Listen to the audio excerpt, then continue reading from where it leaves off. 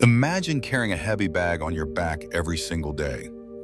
At first, you don't notice it much, but as time passes, the weight grows heavier, filled with regrets from the past, fears of the future, endless desires, and things you don't really need. Eventually, the bag becomes so heavy that you can barely move forward.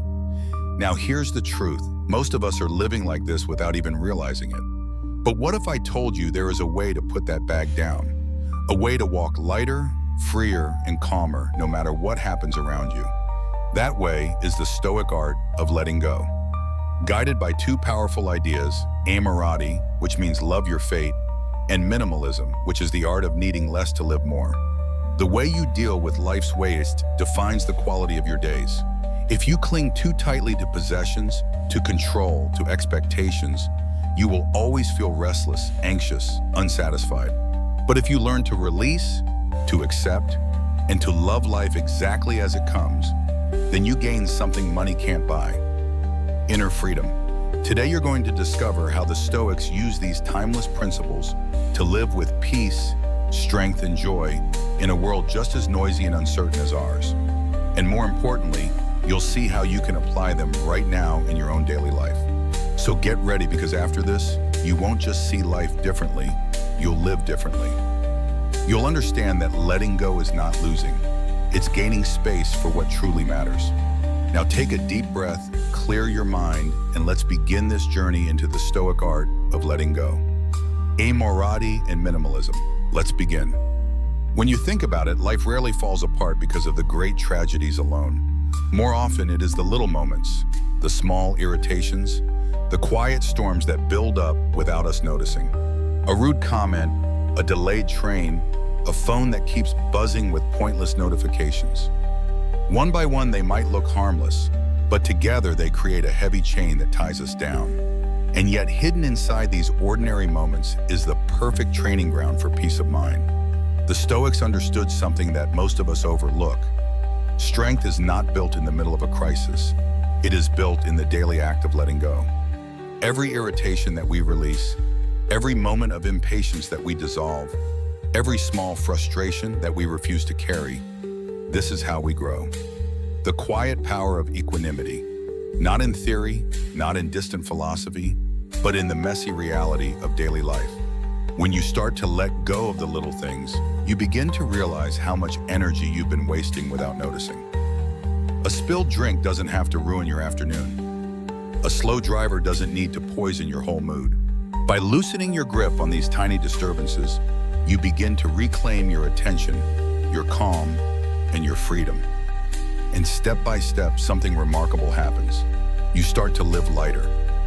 Letting go in small moments is a discipline, but it is also a practice of kindness toward yourself. Every time you choose not to hold on to irritation, you are protecting your mind from unnecessary noise. Every time you refuse to replay an insult in your head, you are saving yourself from reliving pain that has already passed. It is not weakness to release these things. It is wisdom, because life will always bring you annoyances. But you can decide whether you let them build a home inside you. The first key is awareness. Most people do not even realize when they are being pulled into frustration. They react without seeing. A comment at work triggers a spiral of anger. A broken glass leads to shouting. A delay on the bus turns into an entire evening of bitterness. But if you pause for just one breath, you notice what is happening. That single pause is your power. In that moment, you can decide, will I carry this or will I set it down? This pause can be trained. The Stoics called it attention to impressions. It means not blindly accepting the first emotional reaction that rushes in, but questioning it before it takes over. You can ask yourself, is this really worth my peace? Will this matter tomorrow? Will this matter in a year? By asking these questions, you open a door. On one side lies the same old path of anger and stress. On the other side is the freedom to let go. Once you learn to pause, you begin to see that irritation is nothing more than a habit. And like all habits, it can be replaced. Each time you meet frustration with patience, you carve a new path in your mind. Neuroscientists today call this neuroplasticity, the brain's ability to rewire itself through practice. The Stoics discovered it long before science confirmed it. By repeatedly choosing calm over anger, You strengthen the muscle of equanimity until one day you find yourself unshaken by what once drove you mad. But letting go is not just about suppressing emotions. Suppression only traps them deeper inside. Letting go is about transforming your relationship with the event. For example, when someone insults you, your first instinct might be to defend yourself or attack back. But the Stoics would ask, does this insult truly harm you, or does it only touch the image of yourself you are clinging to? If you let go of the need for everyone's approval, their words lose their power. In that instant, you are free. This freedom also applies to impatience. How many hours of our lives are wasted in waiting for the train, waiting in line, waiting for someone to reply to a message? Most people fill this waiting with irritation, as if anger could speed up time. But here lies an opportunity. Every delay can become a gift, a reminder to slow down, to breathe, to be present. By letting go of impatience, waiting is no longer wasted time. It becomes extra space for living. Tiny frustrations are also invitations to humility. You drop a glass, you forget your keys, you make a mistake at work. Many of us treat these small failures as proof that we are clumsy, unworthy, or unlucky. But letting go means seeing them for what they are. Simple moments of human imperfection, nothing more.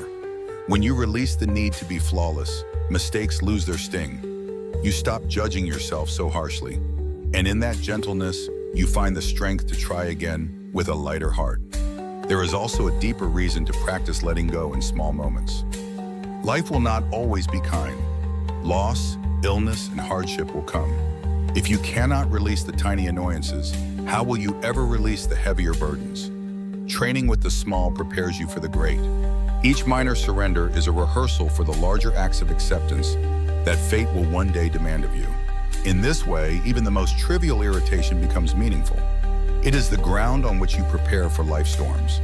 The practice of micro-surrenders can also free your relationships. Think of how many arguments begin with something small. A misplaced item, a misunderstood word, a delay in answering a message. Left unchecked, these little sparks grow into fires that burn trust and connection. But if you learn to let go in the moment, to choose peace over being right, you prevent conflict before it begins. You create space for kindness, for laughter, for understanding. Releasing irritation is not just a gift to yourself, it is a gift to everyone around you. Modern psychology calls this emotional resilience. It is the ability to return to balance quickly after being disturbed. The Stoics knew that resilience is not about never being shaken. It is about not staying shaken. Even Marcus Aurelius, the emperor philosopher, admitted in his private writings that he was often disturbed by others. But instead of clinging to it, he used every irritation as an exercise to return to calm. He knew that life is too short to be wasted on bitterness. Another layer of this practice is gratitude. When you feel irritation rising, you can shift your attention to what is still working, still present, still beautiful. Missed your bus? At least your legs work and you can walk. Someone interrupts you. At least you are alive to speak and be heard. Gratitude transforms small frustrations into reminders of life's hidden abundance. It does not deny the annoyance, but it places it in a wider context where it becomes too small to truly matter. Letting go in small moments also reshapes your relationship with time. When you cling to irritation, you drag the past into the present. A single rude remark can ruin your entire day if you replay it again and again. But by releasing it, you cut the chain. You free yourself to step into the next moment without carrying the old one behind you. Time itself becomes lighter because you are no longer filling it with recycled pain. This practice is not about indifference. It is not about pretending you do not care. On the contrary, it is about caring for the right things. If you waste your energy on every minor annoyance, you will have none left for what truly matters. Your loved ones, your values, your growth. Letting go is a form of prioritizing. It says, my peace is worth more than this irritation. My life is too short for this impatience. My attention is too precious for this trivial frustration. There is a quiet dignity in this way of living. To walk through the world unbothered by small disturbances is not coldness. It is a strength. It is the strength of someone who has chosen not to be a slave to every passing emotion. Who has understood that most battles are not worth fighting and that the greatest victory is mastery over oneself? So begin where you are. The next time the coffee spills, or the line moves slowly, or someone interrupts your story, use it as practice. Take a breath, smile, even if only inwardly. Release the weight before it takes root. These small sereners may look invisible to others, but within you they are building something unshakable. They are building equanimity, the calm strength to meet life as it comes without being broken by it. And as you grow in this practice, you will notice something extraordinary. Life itself begins to feel lighter. Days flow with less resistance. Frustrations still come, but they no longer control you. You have learned the art of letting go in the smallest of moments, and through it, you have gained the greatest of freedoms. The freedom to live in peace, no matter what fate brings. When you begin to master the art of releasing the little irritations, life feels lighter. The noise that once ruled your mind starts to lose its grip. Yet in this newfound calm, another truth quietly reveals itself. Letting go is not only about frustrations and small annoyances. The greater challenge lies in where you choose to place your mind. It is one thing to free yourself from minor disturbances, but quite another to discipline your attention, to carefully decide what deserves your inner gaze and what does not. If life is shaped by thought, then curating where your mind rests is the most radical form of minimalism. Attention is the currency of existence. Whatever holds your attention grows stronger, more vivid, more powerful in your life. Most people spend this currency carelessly. They scatter it on endless distractions, on gossip, on the loudest headlines, on meaningless scrolling through screens. They treat their attention as if it were infinite, forgetting that every hour spent on trivialities is an hour stolen from growth, purpose, and peace. Minimalism of attention begins when you treat focus as sacred. When you see that your life is nothing but the sum of where your mind has rested, the first step is recognizing that attention is not neutral. What you consume shapes you. The Stoics warn that the mind becomes colored by the company it keeps, by the stories it entertains, by the ideas it accepts. If you constantly attend to anger, fear, or envy, these emotions carve deep grooves into your character. If you feed your mind on shallow noise, your thoughts grow shallow. But if you direct your gaze toward wisdom, courage, gratitude, or clarity, then these qualities slowly become your nature. Where your mind rests, there your soul grows. This kind of minimalism is far more difficult than cleaning a closet or giving away possessions. Objects stay where you place them, but thoughts move restlessly, always seeking the next stimulus. To simplify, attention requires constant vigilance. It means asking at every moment, does this deserve space in my mind? Will this thought strengthen me or will it drain me? Will this story nourish my character or will it make me weaker? By filtering in this way, you begin to prune the inner clutter, leaving only what uplifts, enlightens, or strengthens. Modern life makes this practice urgent. Never before has so much noise demanded our focus. Every notification, advertisement, headline, and message is designed to pull you away from yourself.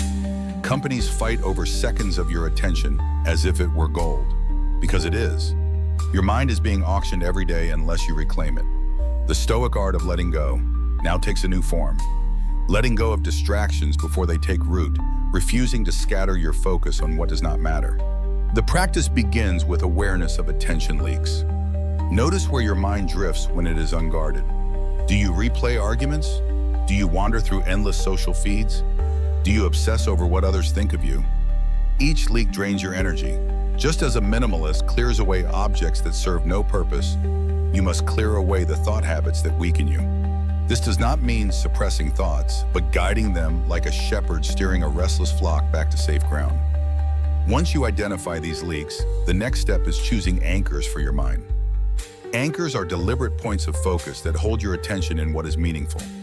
It could be the present breath, the work of your hands, the words of wisdom from a book, or the person sitting across from you.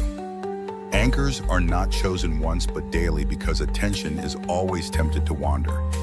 By repeatedly returning to your chosen anchors, you build the discipline of focus until your mind learns where to rest. Minimalism of attention also means treating silence as nourishment. When the world is noisy, silence becomes a form of wealth. In silence, the mind reveals its clutter. At first, this can feel uncomfortable. Old worries rise, memories replay, plans intrude. But if you sit with the silence, the noise slowly dissolves, leaving a deeper clarity. The Stoics valued this stillness because it allowed them to distinguish between what was within their power and what was not. Without silence, attention is always pulled outward. With silence, it can finally return inward. There is also the practice of selective ignorance. Not everything deserves your awareness. Many people believe they must know every detail of the world, every piece of gossip, every update, every scandal. But endless information is not wisdom, it is distraction. Selective ignorance means deliberately choosing not to know what does not help you live better, act justly, or grow stronger. It is saying my attention is too precious to waste on the trivial. Marcus Aurelius himself reminded that much of what people discuss is neither true nor useful, and to guard the mind against it. This curation of attention does not make you detached from the world. It makes you more effective within it. When your mind is scattered, you cannot act with strength. But when it is focused, your actions become deliberate, sharp, powerful. Just as a magnifying glass directs sunlight into fire. Focused attention transforms ordinary effort into extraordinary impact. Minimalism of attention is not withdrawal, it is concentration. It is doing fewer things with greater presence, fewer thoughts with greater depth. Consider relationships. Many conflicts come not from malice, but from divided attention. A person speaks while the other scrolls on their phone. A child seeks comfort while the parent's mind is at work. To give full attention is to give respect. To withdraw attention is to wound. Practicing minimalism here means refusing to scatter presence across screens, worries, and distractions. When you are with someone, be fully there. This is one of the greatest gifts you can offer, and it costs nothing but awareness. Attention also shapes memory. What you choose to notice becomes the story you tell about your life. Two people can live the same day. One focuses only on annoyances, the other on small blessings, and they walk away with completely different lives in their minds. Minimalism of attention means training yourself to notice what enriches rather than what depletes. You do not deny difficulties, but you refuse to give them more weight than they deserve. You choose to attend to what sustains gratitude, strength, and clarity. The practice extends into work. Most people believe productivity means doing more, but real productivity is directing attention to the few things that matter most. The Stoics valued purpose over busyness. They warned that scattering yourself across too many tasks is a kind of self-betrayal. Minimalism of attention at work means cutting away the unnecessary, the shallow meetings, the endless interruptions, so that your focus can rest fully on what aligns with your values. This way, your labor does not just fill time, it builds meaning. Another level of this discipline is emotional. Attention feeds emotions. When you dwell on anger, it grows. When you rehearse fears, they strengthen. When you attend to resentment, it deepens its roots. But when you choose to direct attention toward calm, courage, or gratitude, those emotions are fed instead. This is not denial, it is training. By curating your attention, you choose which emotions flourish inside you. Over time, you cultivate an inner garden of peace rather than a jungle of turmoil. Minimalism of attention is also about pacing life. Many people rush, filling every gap with stimulation. They fear the empty moment. But this rush dilutes attention, leaving it thin and restless. To slow down is to let attention thicken, to allow presence to deepen. Drinking tea without the phone, walking without headphones, sitting without a screen. These small acts reclaim attention from the constant hunger for distraction. They remind you that life is not found in rushing past moments, but in inhabiting them fully. The greatest obstacle is the myth that you can divide attention endlessly. Modern life glorifies multitasking, but research shows the mind cannot truly focus on more than one thing at a time. Every switch costs energy. Every interruption scatters thought. Minimalism here means ruthless honesty. One task, one focus, one presence at a time. To live divided is to live half alive. To live with single-minded attention is to live wholly. Curating where your mind rests also transforms how you experience suffering. Pain, loss, and difficulty will come, but suffering intensifies when attention circles endlessly around them. By gently shifting attention toward what remains, toward lessons, toward gratitude, you lessen the weight. This does not erase pain, but it prevents pain from becoming identity. In this way, attention is the lever by which you lift yourself out of despair. The practice of minimalism in attention is not a single decision, but a lifelong discipline. Each day brings countless invitations to scatter focus. Each day you must decline most of them. Over time, you begin to feel a new kind of freedom. The world no longer controls your mind with every notification and every irritation. You hold your attention as a master holds a tool carefully, precisely, deliberately. And with that mastery comes a quieter, deeper joy. By curating your attention, you learn the rarest form of simplicity. Not just fewer possessions, but fewer distractions. Not just a tidy home, but a clear mind. This is the Stoic art of letting go at its purest level, not clinging to every thought, not feeding every impulse, but choosing carefully where to rest the gaze of your soul. And in that choice lies the essence of freedom. When you begin to master where your attention rests, life changes shape. The noise of the world loses its power, and suddenly there is space to choose, to direct your mind toward what nourishes instead of what drains. But attention alone is not enough, because life will still hand you moments that sting. Memories of mistakes, envy at what others have, disappointment when dreams collapse. The question is not whether these emotions will arise, but what you will do with them when they come. If you let them rot, they will poison you. If you learn to recycle them, they become fuel. This is the heart of Ammirati, not only accepting what happens, but transforming every experience, even the painful ones, into strength. Regret is one of the heaviest weights we carry. It speaks in whispers late at night, replaying choices, showing you how life might have unfolded differently. Most people either drown in it or deny it, pretending the past never happened. But both paths waste the energy hidden inside regret. To recycle regret is to face it fully, to admit what was done, and then to ask, what is the lesson here that I can carry forward? Instead of letting the past chain you, you turn it into a teacher. Every wrong decision becomes a compass pointing you toward wiser action next time. In this way, regret is not an enemy, but a raw material waiting to be shaped into wisdom. Jealousy is another emotion that corrodes silently. It focuses the mind on what others have, blinding you to your own blessings. Left unchecked, it breeds resentment, a restless sense of lack, an inability to feel joy in the success of others. But jealousy also contains information. It tells you what you desire, what part of you feels unfulfilled. To recycle jealousy, you must strip it of comparison and turn it inward. Why does this achievement stir me? What in my own life am I neglecting?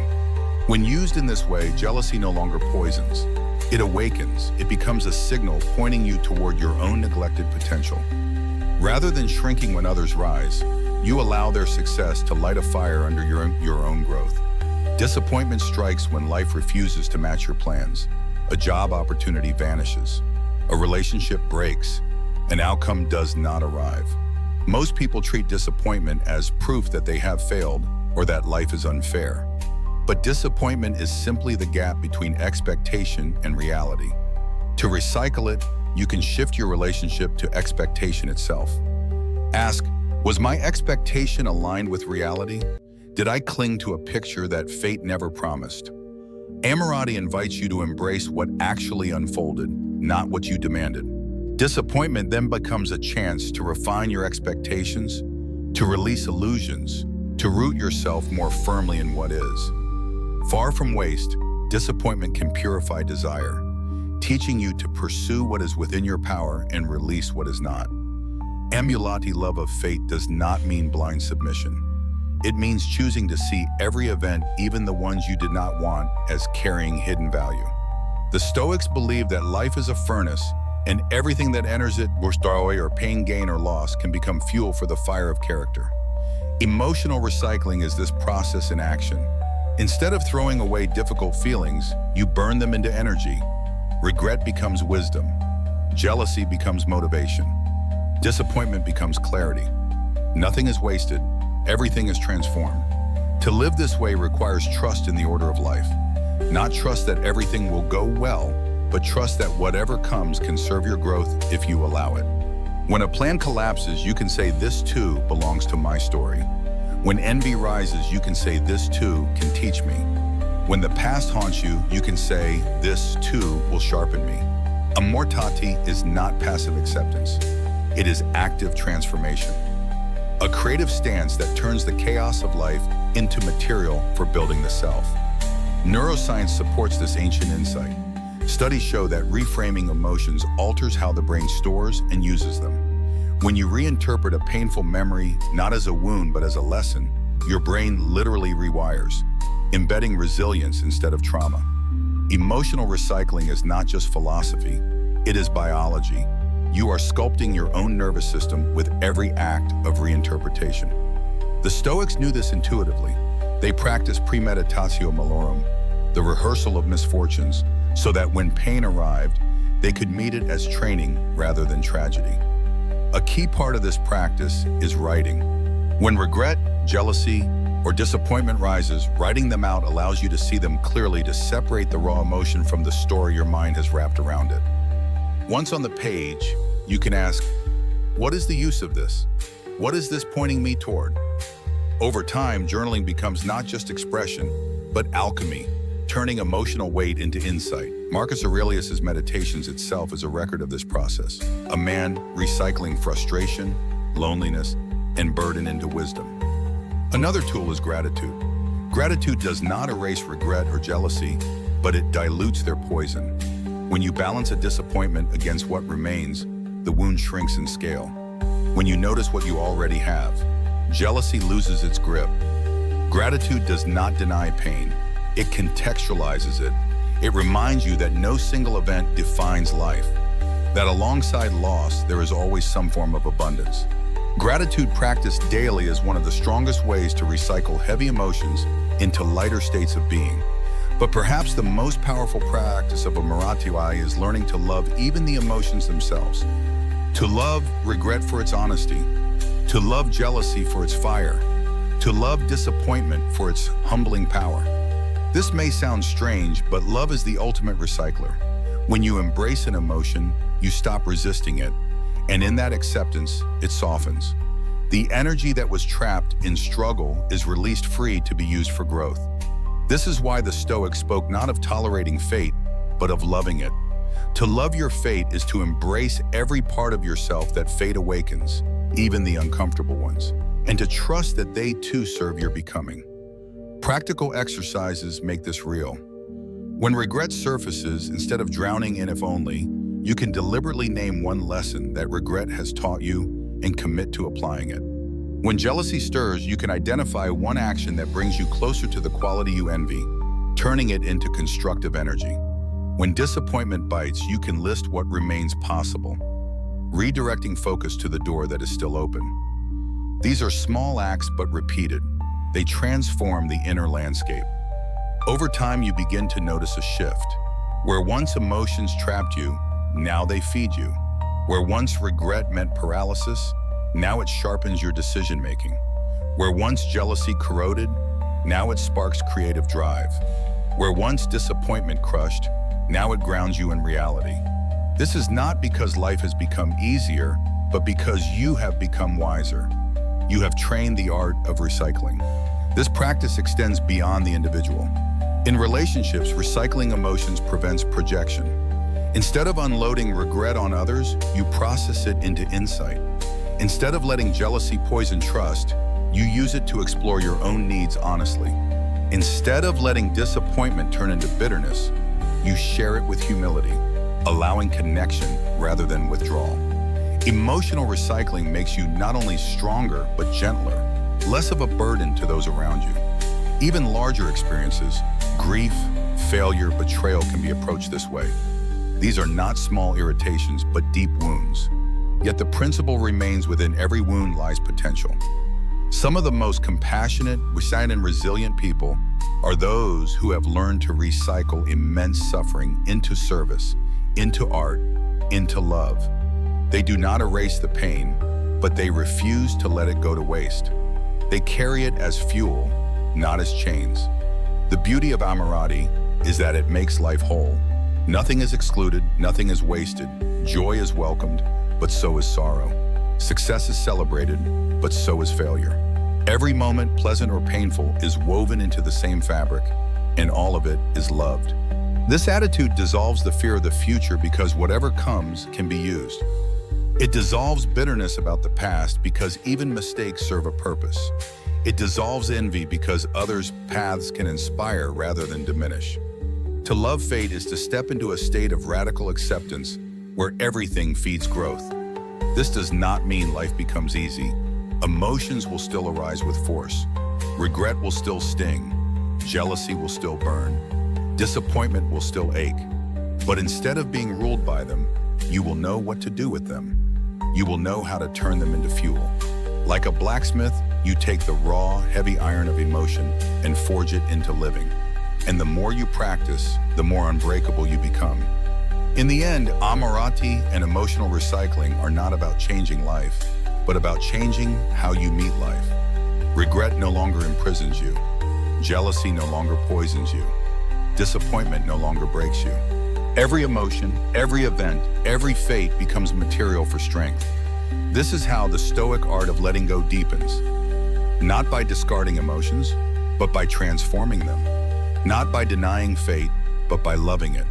And when you learn this, you discover that nothing is wasted because everything, even your heaviest feelings, can become part of the fire that keeps you alive, strong, and free. When every emotion becomes fuel instead of waste, something profound begins to shift. You no longer fear regret, jealousy, or disappointment because each one can be used to strengthen you. But there is another subtler weight that often goes unnoticed. It is not the pain of emotion, but the burden of identity. Over the years, people gather labels and roles the way travelers gather souvenirs. Some picked up willingly, others handed to us without asking. We carry titles, professions, family roles, social masks, and expectations as if they define who we are. Slowly, the self becomes buried beneath layers that do not truly belong to us. The Stoic path of minimalism is not only about possessions or attention, it is also about stripping away the excess identities that cloud our essence. Every person is born simple. At the beginning, you are nothing but a living being, breathing and present. Yet as you grow, society begins to assign names and categories: student, athlete, worker, parent, leader, success, failure. These identities are not inherently harmful, but when clung to too tightly, they become cages. The problem is not having roles, but believing that you are only those roles. The Stoics reminded that you are first and foremost a rational soul, a fragment of the larger whole before you are any title the world places on you. To forget this is to live enslaved by masks. Career is often the loudest mask. People define themselves by what they do, not by who they are. I am a lawyer. I am a teacher. I am an entrepreneur. Yet what happens when the career ends? When retirement comes, or when failure strikes? If the entire identity rests on that role, collapse follows. The Stoic practice here is to treat career as a function, not as essence. You may work as a builder or a writer, but beneath that, you remain a human soul capable of reason, virtue, and love. The role may change 100 times in life, but the core remains constant. By shedding excess identification with profession, you gain freedom to adapt without losing yourself. Social roles are another heavy layer. Society tells you what a good parent, friend, or citizen should look like. Many people spend their lives trying to meet expectations set by culture rather than by conscience. The Stoics, however, taught that your first duty is to live in harmony with nature and reason, not with the shifting opinions of the crowd. To be a parent is real. To be a friend is real. But the expectations of perfection, of never failing, of always pleasing are illusions. Shedding these layers means releasing the performance and focusing instead on the substance. Care, justice, honesty. The labels matter less than the virtues expressed through them. The ego itself creates another form of excess. It builds masks to protect, to impress, to hide. People wear the mask of toughness when they feel fragile. the mask of superiority when they feel insecure, the mask of wisdom when they fear ignorance. But the masks consume energy. They create distance between the true self and the outer world. The Stoic minimalism of identity is about daring to remove these masks, even if only within yourself, to admit weaknesses, to acknowledge ignorance, to be authentic without fear. This is not loss, but liberation. You strip away what is false, and what remains is something stronger than any mask: truth.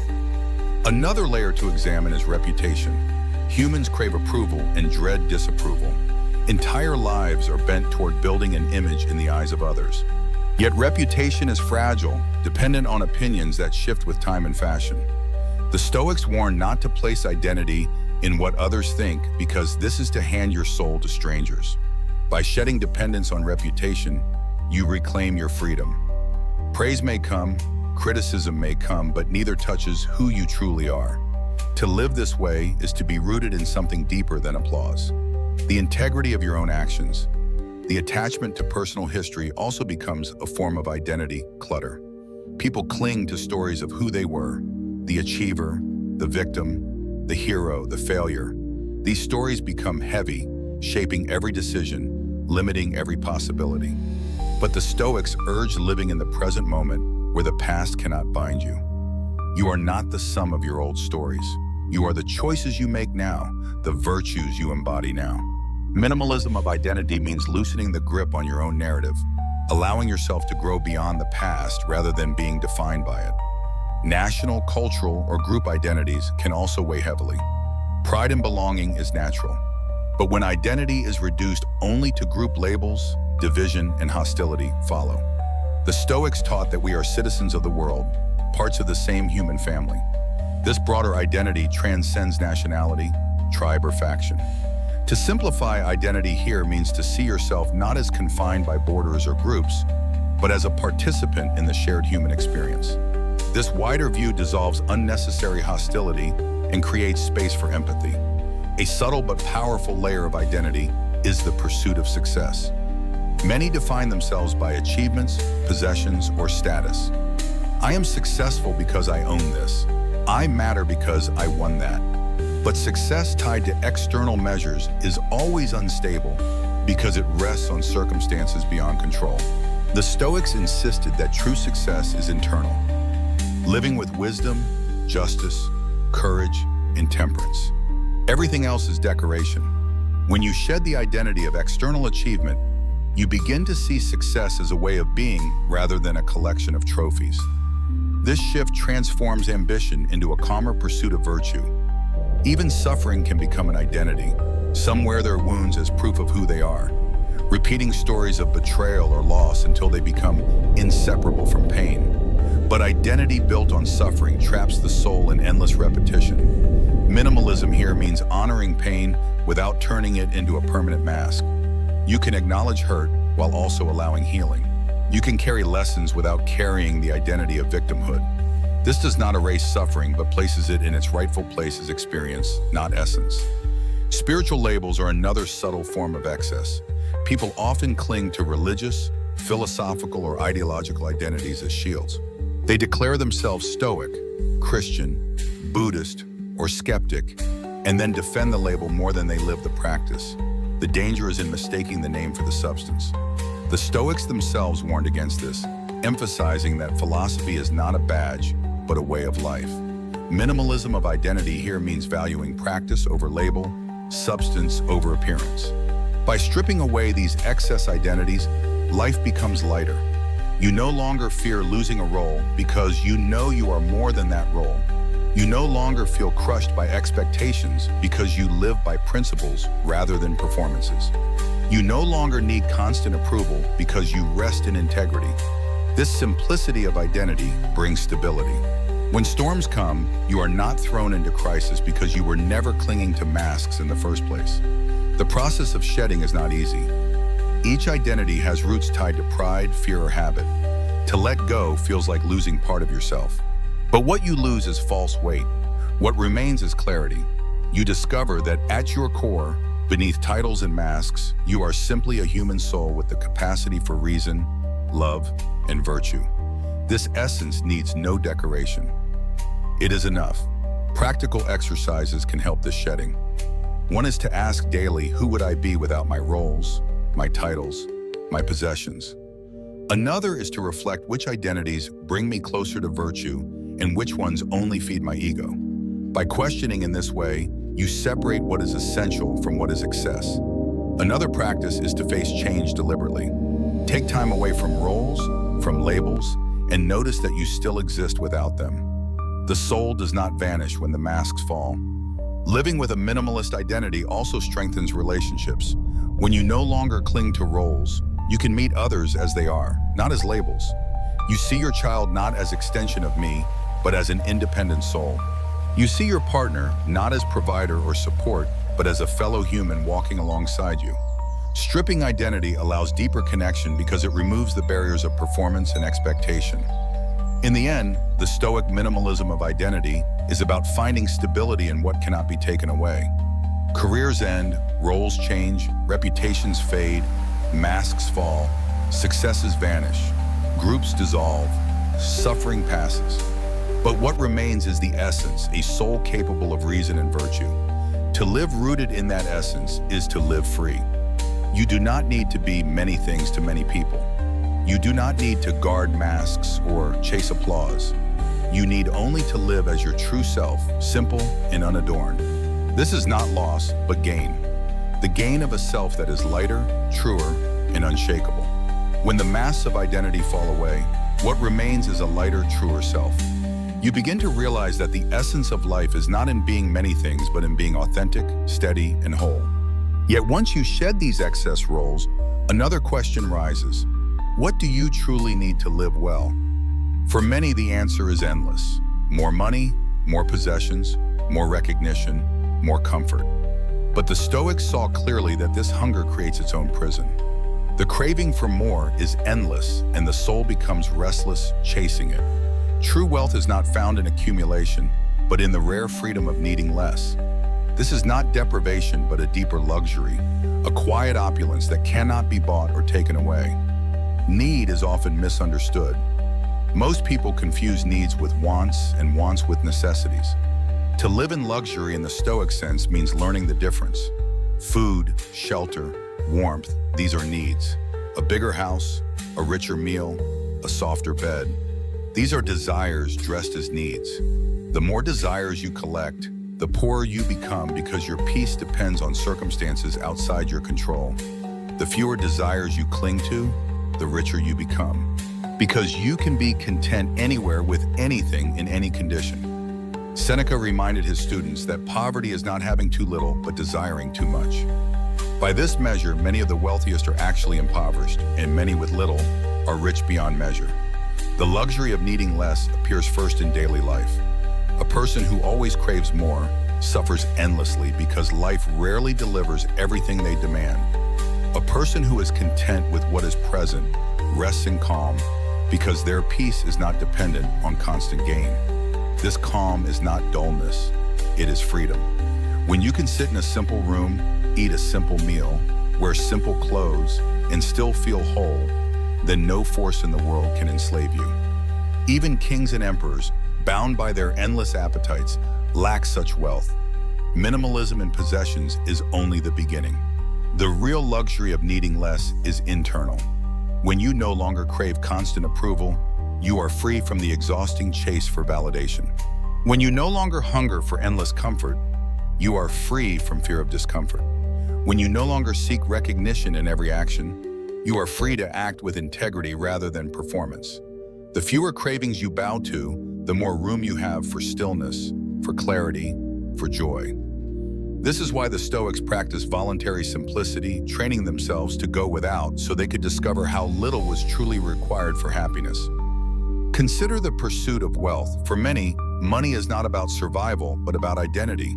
It becomes a measure of success, a mask of worth, yet the more one gains, the more one fears loss, the more one craves increase, the more one compares against others. This is not luxury, it is slavery. The Stoic approach was to use wealth if it comes but never depend on it. The true luxury is to eat with gratitude, whether at a banquet or at a bare table, to rest with peace, whether in silk or in rough cloth, To be satisfied with little is to have found the greatest wealth of all. Freedom from craving also reshapes time. Many people fill their days with restless activity, chasing desires they never truly need. They sacrifice presence for the promise of more, never realizing that life itself is slipping by. The luxury of needing less means reclaiming time. When you no longer fill your schedule with pursuits driven by vanity or excess desire, you create space for silence, for reflection, for relationships, for joy. Time becomes abundant not by adding hours, but by removing needless wants. This freedom is not cold detachment. It does not mean rejecting beauty, comfort, or success when they arrive. It means enjoying them without being enslaved by them. To drink wine without needing it. To rest in a fine house without clinging to it. To wear fine clothes without believing they define you. This is the balance. Luxury without attachment. Pleasure without dependence. When fate removes them, you remain whole. When fate provides them, you enjoy them fully but lightly. There is also the luxury of mental simplicity. Many minds are crowded with cravings for recognition, arguments to win, comparisons to make. To need less means to release these mental burdens. You no longer waste energy on envy, on constant proving, on endless ambition. Instead, your mind becomes clear, spacious, uncluttered. You can direct thought toward what matters. Wisdom, justice, courage, temperance. This clarity itself is a form of wealth greater than gold because it allows you to live without the constant drain of wanting. In relationships, needing less means giving more. When you no longer demand that others meet your every expectation, you become easier to love and more capable of love. You do not cling to people as possessions, nor suffocate them with demands. You can appreciate them as they are, free to come and go without fear that your happiness depends on their constant presence. The Stoics valued friendship deeply, but they did not treat friends as necessities for survival. They saw them as blessings to be cherished without clinging. This freedom strengthens bonds rather than weakens them because relationships are no longer weighed down by endless demands. The luxury of needing less is also preparation for loss. Everything external is borrowed. Health, youth, possessions, even loved ones. To cling to them as permanent is to set yourself up for constant grief. By practicing contentment with less, you train the soul to accept loss without collapse. When death takes what is dear, you grieve as a human, but you are not destroyed because your peace was never built on the illusion of permanence. To love fully while knowing you can live without is the deepest strength. Society often glorifies abundance. Bigger houses, faster cars, endless choices. Yet abundance without simplicity leads to emptiness. A person can drown in possessions and still feel poor inside.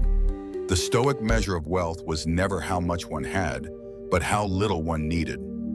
A man who can feast on bread and water with gratitude is wealthier than one who resents a banquet for lacking some delicacy.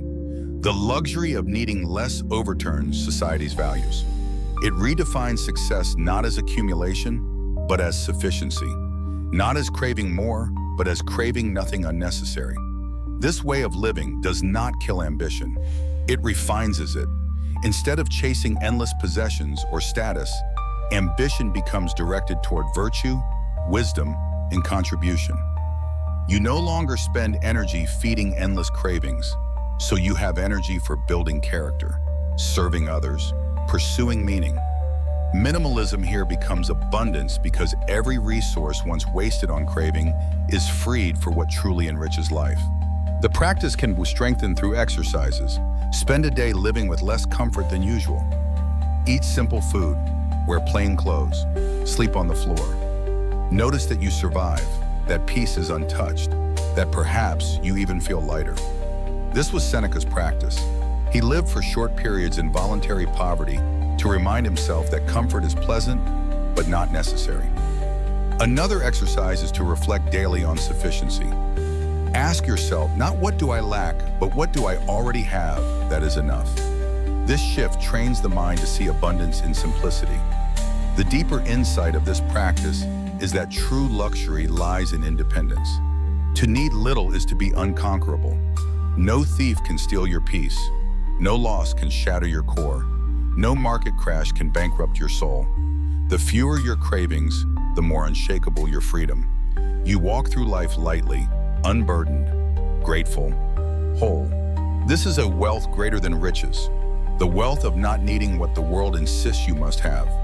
The luxury of needing less is not an escape from life, but a richer embrace of it. When cravings fall silent, what remains is the ability to savor the simplest joys fully. A drink of water becomes sweet. A quiet walk becomes profound. A small act of kindness becomes treasure. You discover that luxury is not in excess, but in presence. Not in more, but in enough. This is not deprivation. It is the richest form of abundance. The freedom of a soul that has learned that less is not lack, but liberation. When the craving for more loosens its grip, life opens in unexpected ways. The quiet wealth of needing less is not only about possessions, recognition, or comfort. It touches something even deeper: time itself. People who are enslaved by endless desires spend their days grasping for moments that never arrive or mourning those that have already passed. They scatter their attention across past and future while the present slips through unnoticed. Once you learn to embrace simplicity, the next step is to simplify your relationship with time. This is where amorati becomes radical. It is not just about accepting events, but about releasing the constant struggle against yesterday and tomorrow and resting fully in the now. Time is the most precious resource we have, yet most live as if it were endless. Days are wasted in regret for what cannot be changed or in anxiety about futures that may never come. Regret says, "If only I had chosen differently." Anxiety whispers, "What if tomorrow goes wrong?" Both voices steal from the present, which is the only space where action and life actually happen. The Stoic practice of amor fati interrupts this cycle. To love your fate is to love this moment exactly as it arrives, not an edited version of it, not the fantasy of how it could have been.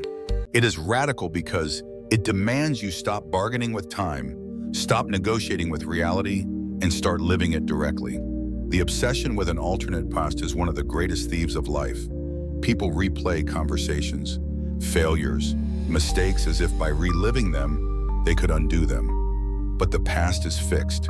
It does not bend to desire. To hold on is to carry a ghost that weighs heavier each day. Amorati transforms regret into acceptance by asking a simple question. If this event was necessary to bring me to this moment, can I choose to love it as part of my story? In this way, even pain becomes part of the whole you embrace, and time's irreversible nature becomes less of a burden and more of a gift. The same is true of the future. Many live not in today, but in endless rehearsals of tomorrow. They plan, they worry, they dream. But often these thoughts are not grounded in action. They are distractions from the present. Anxiety over the future is nothing more than imagination turned against you. By practicing amorati, you recognize that the future is not yours yet. You can prepare wisely, but you cannot live there. Radical time minimalism means refusing to let the not yet consume the only reality you possess, the now. This discipline reshapes how you see each day. Instead of asking whether today is perfect, you ask whether you are willing to meet today as it is with open arms. Marcus Aurelius wrote that every morning he reminded himself of the challenges ahead, not to dread them, but to accept them as part of the day's natural design. This mindset frees you from the exhausting effort of resisting what comes. Each event, pleasant or unpleasant, becomes part of the tapestry you are called to love. To wake up and say, yes, this too is mine, is the essence of amor fati applied to time. Time minimalism also exposes how much energy is wasted on waiting. People often postpone living, saying, I will be happy when I retire, when I succeed, when I am loved, when I am free. Life is pushed into the future as if happiness were always somewhere else. The Stoics saw the danger in this postponement. Tomorrow is not promised. The only time to live is today. Amor fati teaches that even if conditions never change, you can still embrace what is before you. To wait endlessly for a better time is to abandon the only time you have. Radical minimalism of time means refusing to wait for life to begin. It means beginning now. Another element of this practice is releasing the obsession with control. Much of time anxiety comes from trying to bend events to fit your will. You create detailed visions of how things must unfold, and when they do not, disappointment floods in. By contrast, Amoratti says, let events come as they will, and I will shape my response. This shift reduces wasted time and energy. Instead of fighting reality, you flow with it. You still act with intention, but you no longer believe that time itself must obey you. This makes life lighter because you no longer resist the inevitable flow of change. Radical time minimalism also affects relationships. Many conflicts arise from clinging to how someone used to be or worrying about how they may act tomorrow. But the person before you now is who they are in this moment. To love fate is to love them as they stand, not as memory or as fantasy. This allows for more genuine connection because you are no longer speaking to a version of someone who does not exist. You are present, and presence is the foundation of intimacy. The practice is also essential in facing mortality. Death is the ultimate boundary of time, and fear of it often drives the frantic grasping at past and future. People try to outpace death by holding on to memories or planning for legacies. But in doing so, they forget to live while alive. The Stoics turned toward death as a teacher by remembering its inevitability. They treasured each day. Amoratti deepens this lesson. Death, too, is part of fate to be loved, not feared. By embracing it, you stop fleeing from time's limit and instead fill your days with presence. Every hour becomes richer when you no longer try to stretch time beyond what nature gives. Practical exercises help anchor this approach. When regret surfaces, pause and ask, can I treat this as a necessary part of my path? When anxiety about the future arises, redirect by asking, what action can I take now that aligns with my values? If no action exists, release it as wasted energy. Another exercise is daily reflection. At the close of each day, write not about what could have been different, but about how the day, exactly as it was, carried lessons, gifts, or opportunities. Over time, this retrains the mind to see the present not as lacking, but as complete. There is also value in deliberately slowing down. Modern culture worships speed, faster responses, quicker results, constant acceleration. But speed often hides an inability to face the present. Radical time minimalism invites you to pause, to taste moments fully rather than rushing through them. Drinking tea slowly, listening without distraction, walking without destination. These are acts of rebellion against time anxiety. They show that richness of life is not in how much you do, but in how fully you experience what you do. This approach to time also protects against burnout. Many people exhaust themselves by living either in guilt over the past or pressure for the future. They rarely allow themselves rest because rest feels like falling behind. But when you embrace Amoratti, you see rest itself as part of the unfolding of fate. A quiet afternoon, a simple breath, a night of sleep. These are not wasted. They are essential. To love fate includes loving the pauses, not only the progress. This recognition prevents the endless race that drains life of joy. Perhaps the deepest benefit of this practice is the peace it brings. When you stop wrestling with time, you discover a serenity that possessions, status, or power cannot give. You are no longer chasing what is gone or grasping for what is not yet here. You stand fully in the present, grounded and unshaken. This is not passivity, it is strength. You act, you decide, you strive, but always from the ground of acceptance, never from the panic of resistance.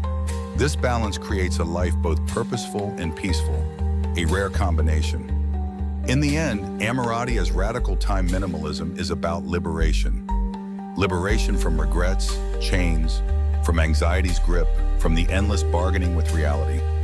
It is about seeing that the only time you ever truly hold is now, and that now, however it arrives, is worthy of love. To live this way is to discover a richness that no possession can equal, a freedom that no power can give, and a peace that no future can promise. This is the rarest luxury. Not needing a different past or a different future, but embracing the fullness of this moment as your fate and loving it completely. When the grip of time loosens and you learn to meet each moment without clinging to the past or grasping at the future, you begin to see that everything given to you by life carries the same principle. Nothing is fully yours to keep, not even your own body. The Stoics were clear on this point. The body is not a possession in the absolute sense, but a loan from fate entrusted to you for a time and eventually reclaimed. This understanding changes everything about how you relate to yourself, your health, and even the physical objects that surround you. If life itself is temporary, then how much more fleeting are the things you call mine? By seeing the body as borrowed, you free yourself from the restless, consumerist drive to decorate, indulge, or cling to it beyond measure. To view the body as a loan is to accept it with gratitude, but without ownership. You did not design its form, you did not choose its strengths, and you cannot prevent its eventual decline. What you can do is care for it wisely as one cares for something entrusted. This is why the Stoics spoke of stewardship rather than possession. Health is to be maintained not because youth or beauty is eternal, but because a well-functioning body allows the soul to practice virtue more fully. The focus is not vanity, but utility. By remembering that your body is temporary, you can appreciate it without obsession and care for it without despair when it changes. Consumer culture feeds on the illusion of permanence. It whispers that with the right product, the right look, the right possession, you can preserve youth or extend pleasure indefinitely. But this is a denial of nature. The Stoic view cuts through this illusion by placing the body within the cycle of fate. Wrinkles, illness, weakness, and eventually death are not failures. They are the natural repayment of the loan. By embracing this truth, you step outside the endless race to resist what cannot be resisted.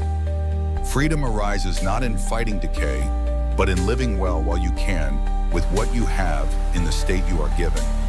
Minimalism of the body also means releasing identification with appearance. Many people equate worth with beauty or physical perfection. When the mirror changes, their sense of self collapses. But if the body is alone, then appearance is merely its outer form, not its essence. The Stoics valued discipline of the character far above symmetry of the face. They saw physical beauty as indifferent, neither good nor bad in itself, while virtue remained the only true good. To internalize this is to shift from endless self-comparison towards self-mastery. By releasing attachment to appearance, you stop living as a product and start living as a person. Another part of this perspective is the relationship between the body and possessions. Consumerism often treats the body as a stage on which to display wealth, clothes, jewelry, devices, enhancements. But if the body itself is not truly yours, how much less the objects draped upon it?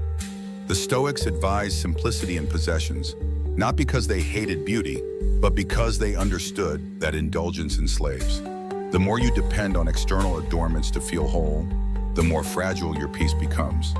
The minimalist body is clothed in sufficiency enough to protect, enough to serve, but never so much that possessions become a chain. This approach does not mean neglect or self-punishment. The Stoics valued health and strength because the body is the tool through which virtue acts in the world.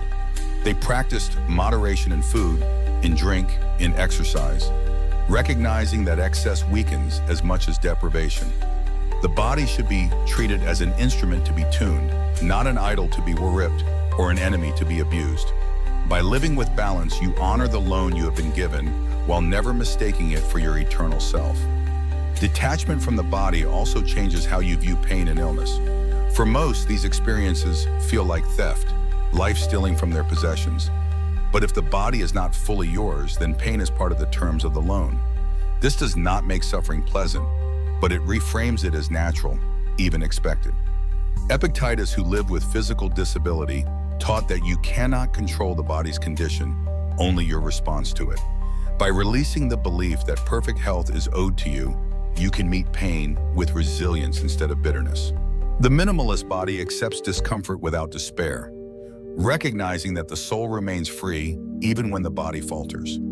Consumerism thrives on fear of loss, loss of youth, loss of strength, loss of attractiveness. It offers endless products as shields against time. But the Stoic practice dissolves this fear by confronting loss directly. If the body is borrowed, then its return is inevitable. Accepting this truth eliminates the desperation that fuels overconsumption. You no longer need to chase every promise of preservation because you know that what is meant to pass will pass. The energy once wasted on resisting nature can then be devoted to living fully, to cultivating character, to strengthening relationships. Minimalism of the body extends into how you experience pleasure. Many believe the body exists to be indulged endlessly through food, luxury, sex, entertainment. But indulgence beyond measure makes the body a tyrant, demanding more each time. The Stoics warned that unchecked pleasure enslaves, creating dependence on conditions you cannot control. By practicing moderation, you discover that simple pleasures are richer than excess. A plain meal eaten with gratitude brings more peace than a feast consumed in restless craving. This is not denial but refinement, turning the body into a servant of the soul rather than its master. There is also a social dimension to this view. When people see the body as possession, they compare endlessly, ranking themselves against others in beauty, strength, or wealth. This comparison breeds envy, pride, and insecurity. But when you understand the body as alone, comparison loses its meaning. Each body is simply a different gift from fate with its own limits and strengths. To compare is as foolish as envying the shape of another's shadow. This frees you from the exhausting cycle of measuring worth by externals and invites you to focus on what is within your control, your choices, your virtues, your attitude. The Stoics also practice exercises to remind themselves of the body's temporary nature. They reflected on mortality, on illness, on the fragility of flesh. Far from being morbid, this meditation liberated them from fear. By remembering that the body could be taken at any time, they valued it more deeply while never confusing it for their essence.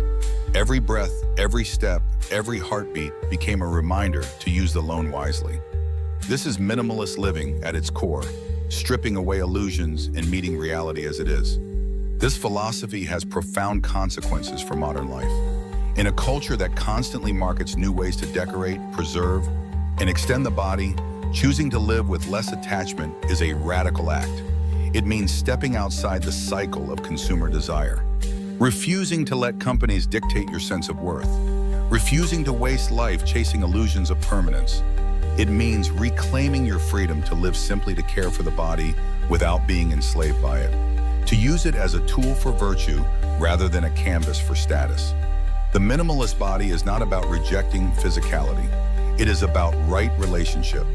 You nourish it without excess, clothe it without vanity, exercise it without obsession, accept its pains without collapse. You recognize that one day it will be reclaimed, and so you use it well while it is yours.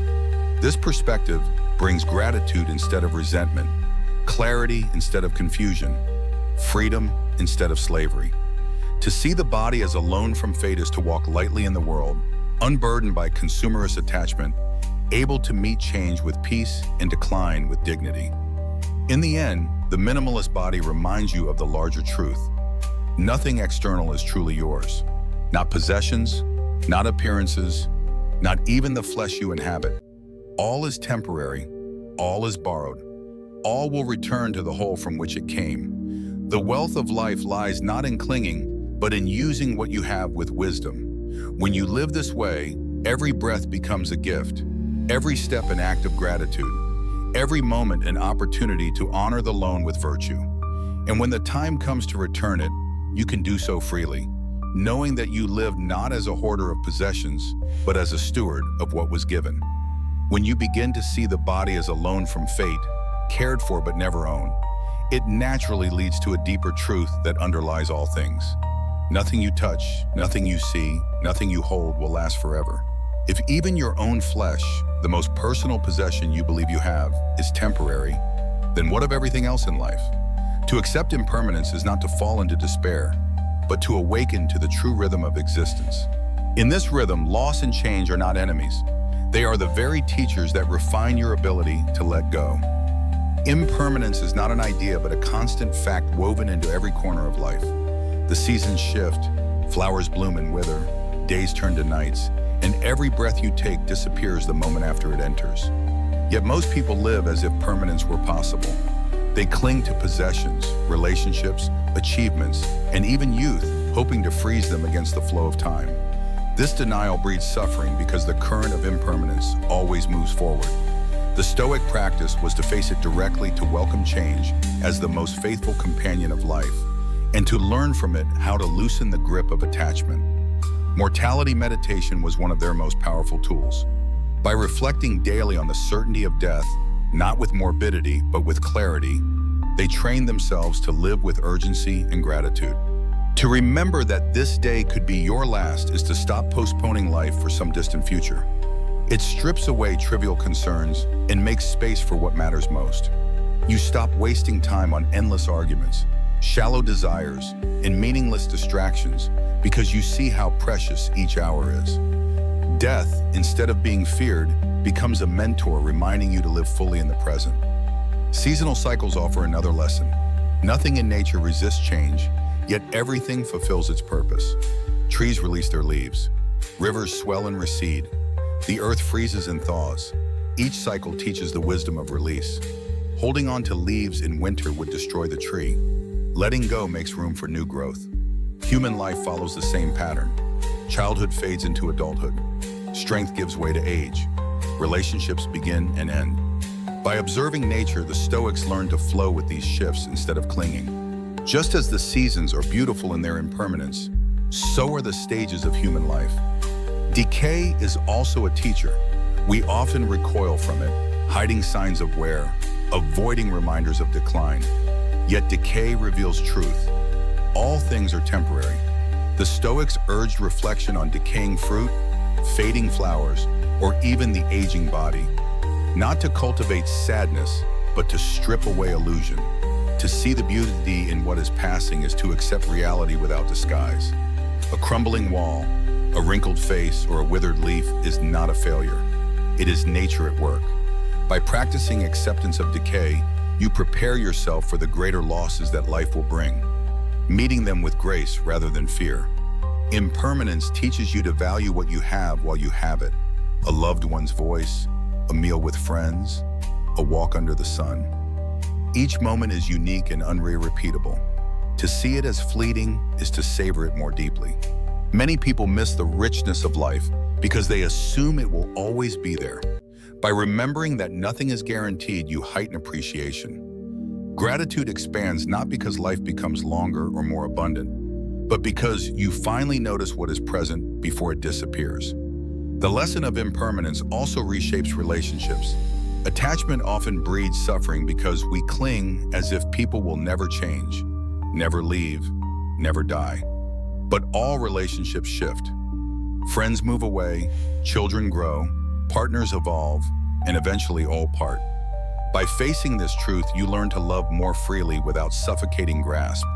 You stop demanding permanence and start cherishing presence. Instead of clinging in fear, you open your hands in gratitude for the time you share. This does not weaken love. It strengthens it because it is rooted in reality rather than illusion. Impermanence also dismantles the ego. The self you cling to today will not be the same tomorrow.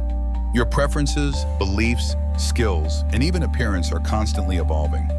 To hold tightly to a fixed identity is to fight against life itself. By practicing impermanence, you loosen the grip on the ego and allow yourself to grow. You become less defensive, less obsessed with preserving a static image, and more open to transformation. The Stoics understood this as aligning with nature. Since change is the law of the universe, wisdom lies in adapting gracefully. Another lesson comes from the impermanence of pain. When hardship strikes, it feels eternal, but nothing endures unchanged. By remembering that suffering too is temporary, you gain resilience. The Stoics taught that pain, no matter how intense, is limited in duration. Whether it ends quickly or eventually through death, it will not last forever. This perspective allows you to bear hardship with patience, knowing that time itself will shift the weight. Impermanence is a comfort here, reminding you that even the darkest night gives way to dawn. Impermanence also transforms ambition. Many pursue goals with the belief that once achieved, happiness will be permanent. Yet every milestone fades, every triumph loses its shine. If you chase permanence through success, you will never arrive.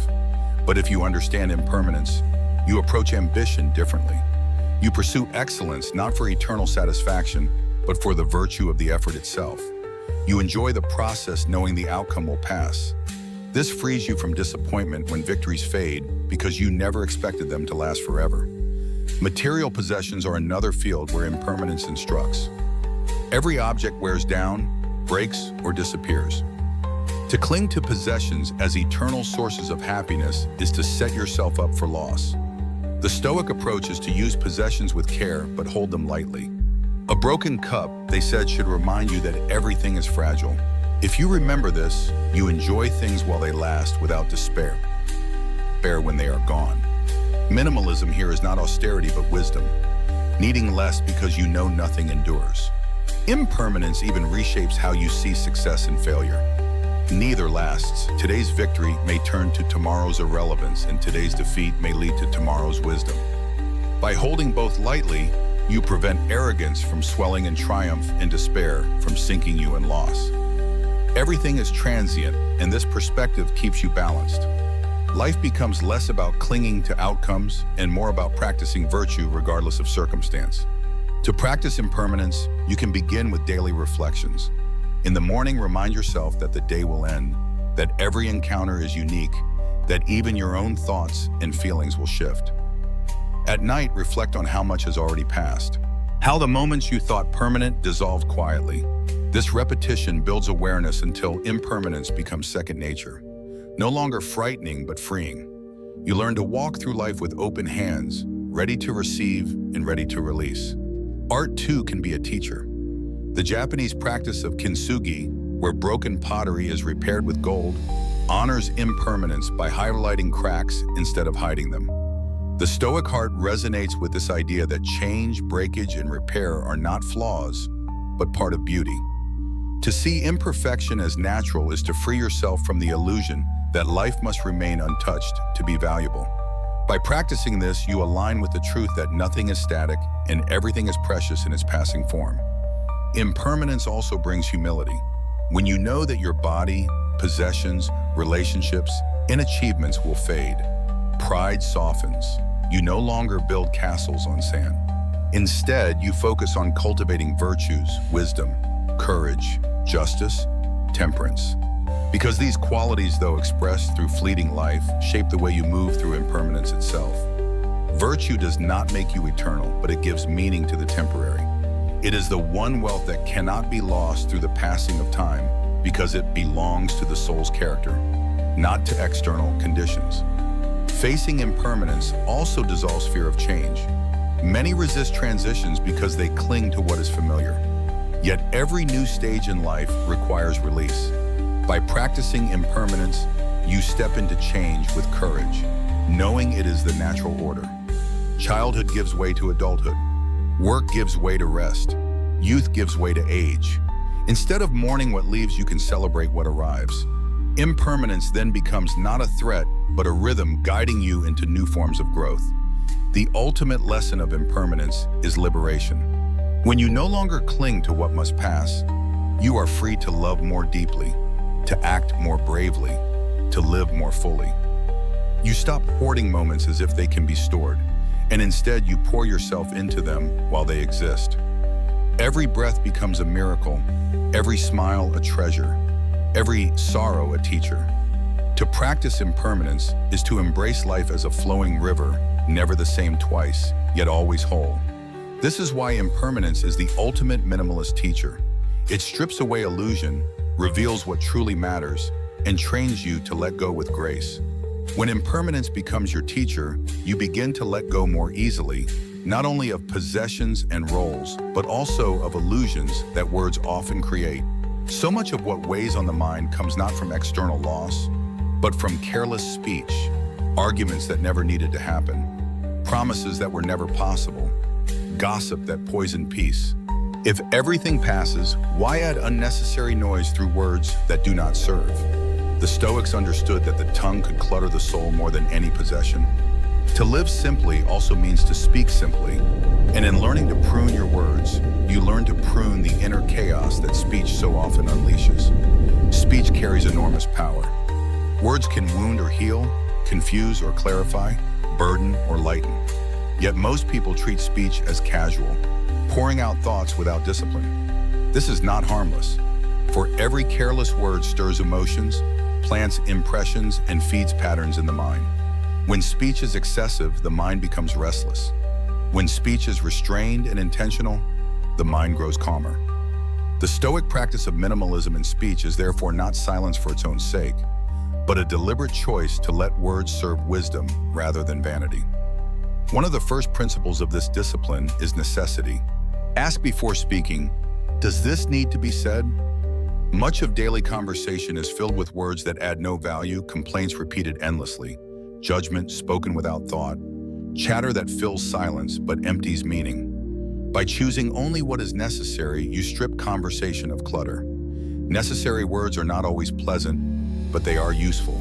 They reveal truth, they guide action, they nurture understanding. When you train yourself to separate necessity from noise, your speech becomes weighty, carrying strength rather than scattering energy. Minimalism in speech also means honesty. The more lies or half-truths you speak, the more tangled your life becomes. Deception breeds anxiety because you must remember your fabrications and guard them. Simplicity dissolves this by anchoring your words in truth. The Stoics valued straightforwardness, speaking clearly without exaggeration or manipulation. This kind of honesty prunes chaos at its root. A truthful life requires fewer words to defend itself because truth stands without decoration. To say less, but say it with sincerity, is to live more lightly, both in speech and in conscience. Another aspect is restraint in judgment. Many waste words on gossip, criticism, or endless commentary on the lives of others. This habit not only harms those spoken of, but also poisons the speaker. The Stoics taught that much of what people discuss, rumors, scandals, opinions, is neither useful nor within one's control. To engage in such talk is to fill the mind with clutter. By practicing restraint, you conserve energy for what truly matters. You also cultivate peace in relationships because you are no longer the source of division through reckless judgment. Silence plays a central role in this discipline. Most people fear silence, rushing to fill it with noise. Yet silence is not emptiness. It is space for reflection, for listening, for presence. The Stoics valued listening more than speaking, understanding that wisdom enters through ears more often than through the tongue. When you allow silence, you not only free yourself from unnecessary words, but also create room for deeper connection. In silence, you hear more clearly both others and yourself. Minimalism in speech is as much about the words you do not say as the ones you do.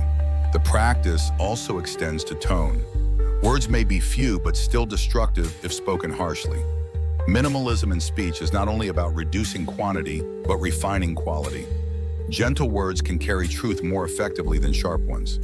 By pruning the harshness, you make space for kindness without sacrificing clarity. This balance calms not only those you speak to, but also your own mind. Anger expressed in speech often inflames anger within. Calm speech, even in difficult moments, cultivates inner steadiness. Discipline in speech also affects how you speak to yourself.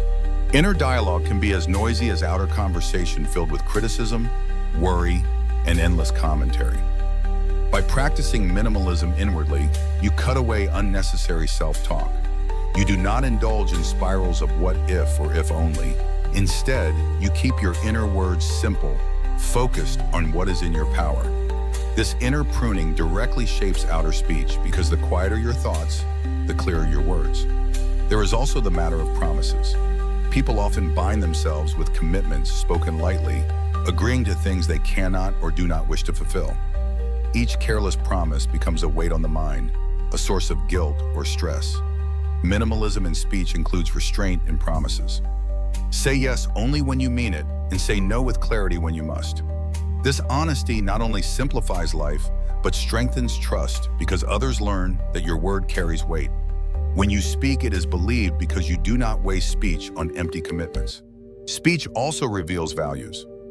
A person who constantly complains shows where their attention rests. One who speaks of gratitude reveals a different focus. By curating speech, you train your values into expression. The Stoics emphasize that conversation should uplift, instruct, or at least not harm. By choosing words that reflect virtue, justice, wisdom, courage, temperance, you reinforce these qualities in yourself and offer them to others. This practice makes your words part of your philosophy, an extension of your discipline. Minimalism in speech also brings freedom from regret.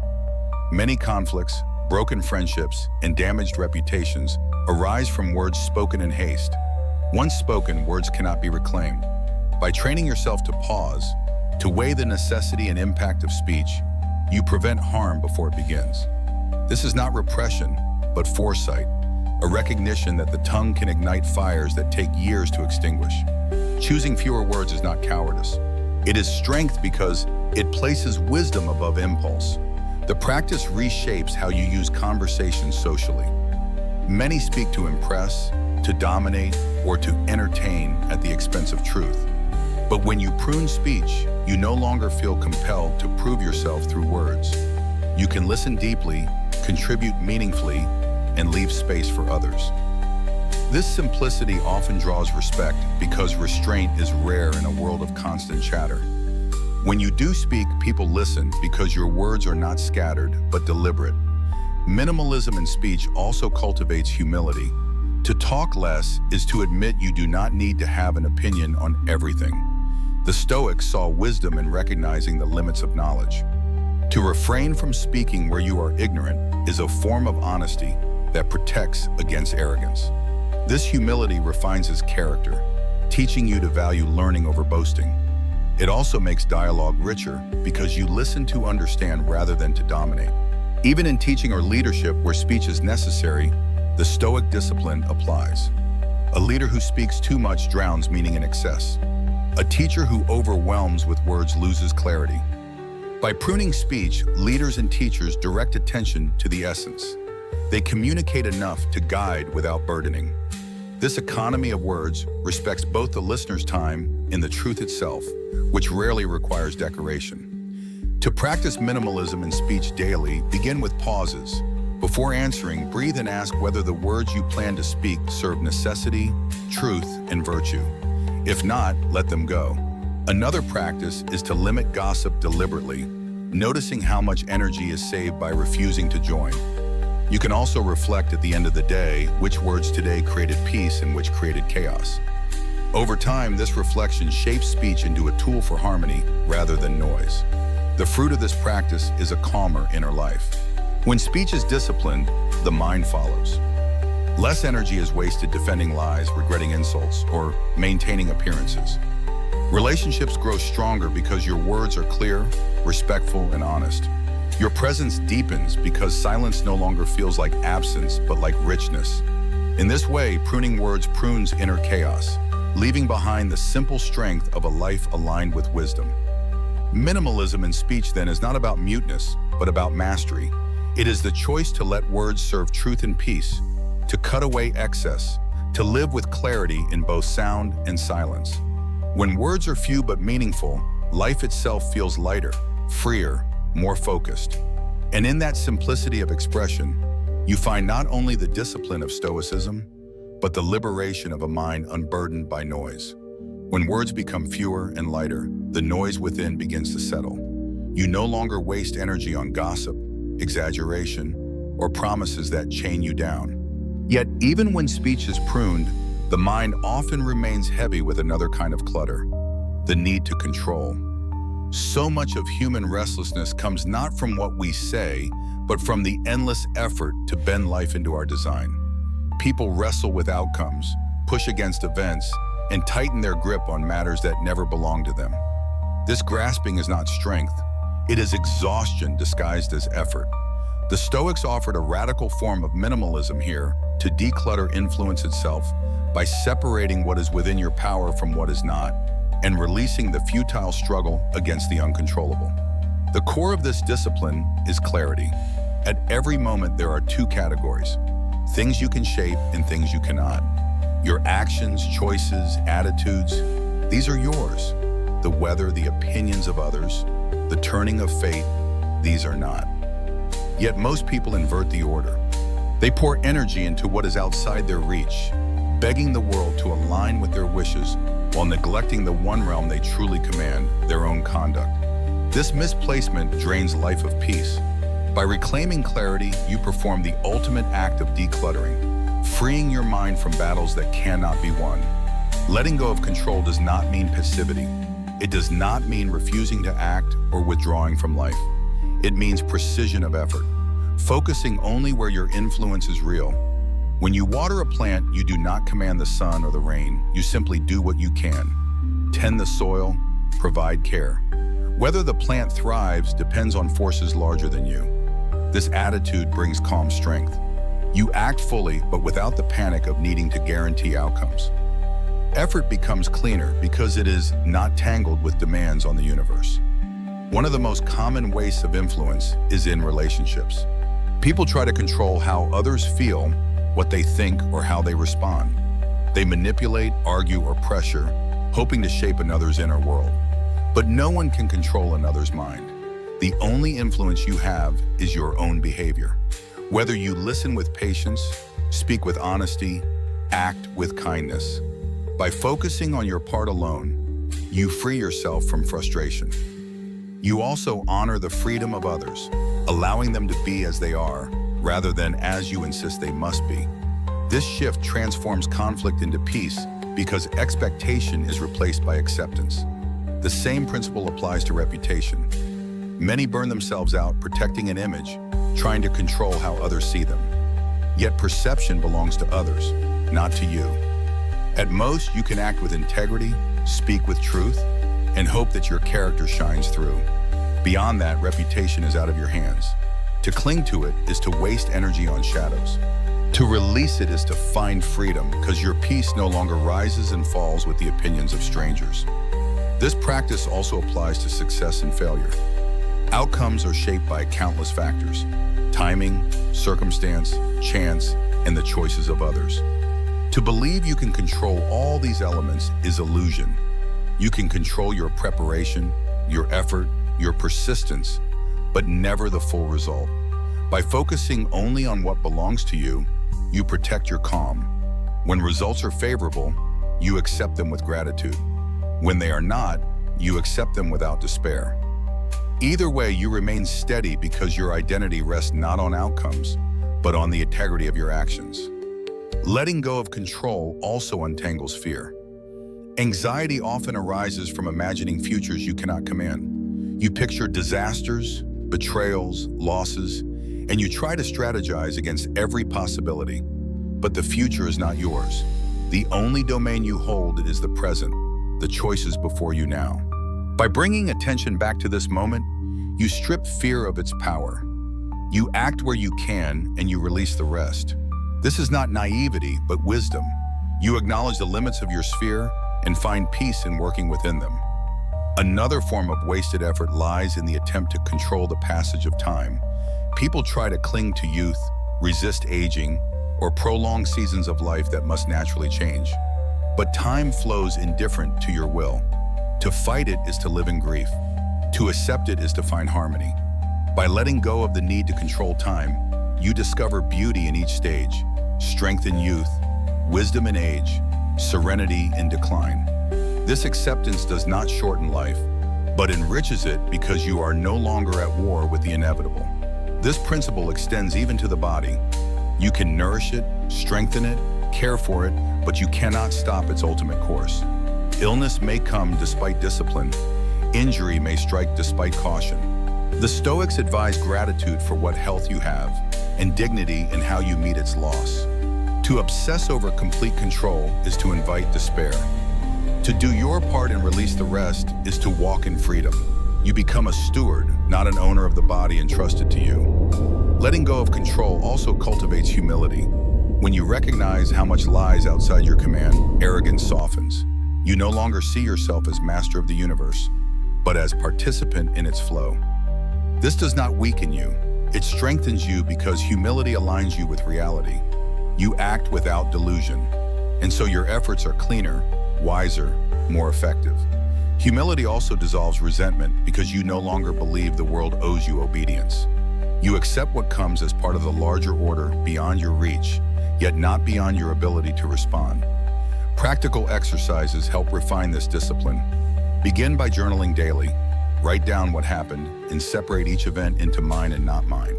Notice where you wasted energy trying to command the uncontrollable.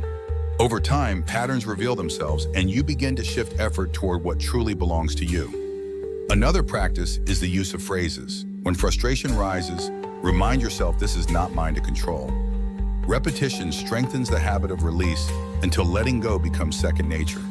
In relationships, practice this by pausing when you wish to force someone's choice. Instead of insisting, focus on what you can do. Express your truth, set your boundary, offer your help, release the rest. In work, practice it by anchoring your measure of success in effort rather than results. In health, practice it by focusing on discipline, not on permanence. In all areas, the rule remains: act where you can, release where you cannot.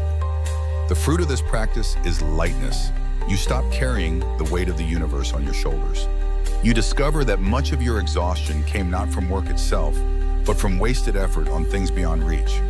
By decluttering influence, you reclaim energy, focus, and peace. You live more fully in your own sphere where real freedom lies. And you meet the larger world not with resentment for being uncontrollable, but with respect for its order, however mysterious. In the end, letting go of control is the deepest form of minimalism. It clears not only closets and calendars, but the very heart of human effort. You learn to live where your power truly exists and release where it does not. This separation is radical because it overturns the natural impulse to grasp, but it is also liberating because it frees you from the endless chaos of trying to manage the unmanageable. What remains is simple: a life of focused action, calm acceptance, and uncluttered peace. When you learn to release control and focus only on what belongs to you, life becomes lighter. The storms of fate no longer crush you because you no longer demand that they bend to your will. Yet there is a deeper test that follows naturally from this practice: how to meet loss. To let go of control is one thing, but to lose what you love, what you built, what you dreamed, that is where philosophy must step beyond theory. Here the Stoics teach something profound: that loss itself can be carried with grace, even with beauty, when you learn to see it not as theft, but as part of the natural order. This is the art of losing beautifully. Loss touches every human life.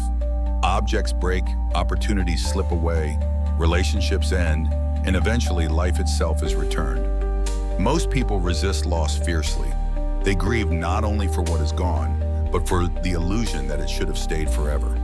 This resistance multiplies suffering. To practice losing beautifully is to accept loss as woven into the fabric of existence, not as a failure, but as a completion. It is to approach endings with dignity, seeing them as part of the whole rather than as insults to your worth. Objects provide the simplest practice ground. Possessions age, decay, or vanish.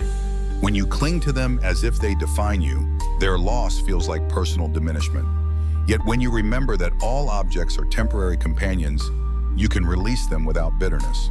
A cracked cup, a faded garment, a lost tool. These are not disasters, but reminders that nothing material was ever meant to last. By letting go with calm, you transform what could have been frustration into a lesson in simplicity. Every broken object becomes a teacher of impermanence, showing you how to lose with elegance rather than resentment. The loss of opportunities cuts deeper. Paths not taken, doors that closed before you entered, moments that slipped away. These can weigh heavily if you believe life should have unfolded differently. But opportunity is like the wind. It blows where it will. You cannot hold every chance. To lose beautifully here means trusting that what passes was never truly yours to begin with, and that new paths will open if you keep walking. The past cannot be rewritten, but your response to it can be refined. Instead of drowning in "what if you learn to say this too belonged to my fate," such acceptance frees you from endless replay and allows you to live fully in the possibilities that remain. The loss of people is the deepest of all. Relationships shape our hearts, and when death or separation comes, the absence feels unbearable. Yet even here, the Stoics remind us that nothing is stolen, only returned. Every person who enters your life is a gift on loan, not a permanent possession. To lose beautifully is to honor the time shared without collapsing into despair when it ends. This does not mean avoiding grief. Grief is natural and human, but beauty in loss appears when grief is joined with gratitude. When sorrow is balanced by the recognition that to have loved at all was a gift beyond measure, the heart learns to hold absence with tenderness, not bitterness, knowing that love remains even when presence is gone. Losing beautifully also means refusing to let loss harden you. Many respond to pain by closing, by building walls, by refusing to risk again. But true grace lies in staying open even after loss. The Stoics saw that vulnerability to change is part of life's design. By remaining open, you do not deny the possibility of future pain, but you also allow the possibility of future joy. Losing beautifully, then, is not only about how you meet endings, but also about how you prepare for beginnings. Each loss becomes a teacher of resilience, showing you that you can endure and even flourish without clinging. There is an aesthetic dimension to this practice. To lose beautifully is to approach loss not only with resilience, but with artistry. Just as a dancer turns even falling into part of the performance, so can you treat loss as an expression of dignity. Instead of raging, you bow to what is gone. Instead of despair, you cultivate calm. This composure is not coldness, it is elegance. It shows that you have understood the nature of life, that endings are not mistakes, but necessary movements in the larger design. Practical exercises can strengthen this skill. One is deliberate rehearsal. Reflect regularly on what you might lose. Your possessions, your health, your relationships. This is not pessimism, but preparation. By imagining loss ahead of time, you soften its sting when it comes. Another practice is gratitude in the present. When you look at what you have, remind yourself that it will not last and love it more deeply.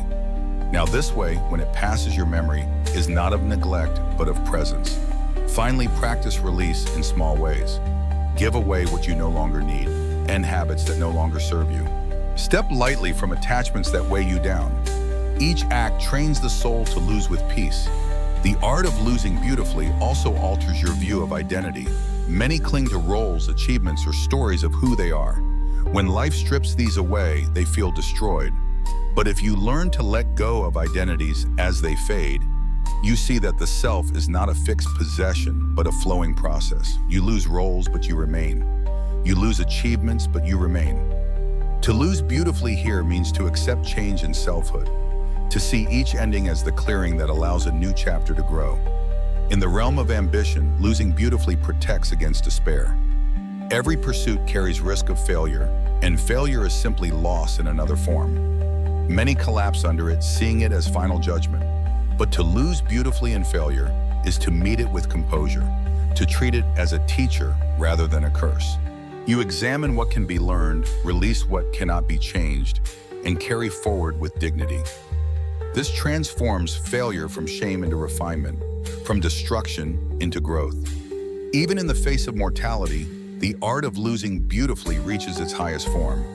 Life itself is a possession we cannot keep. To resist this truth is to live in fear.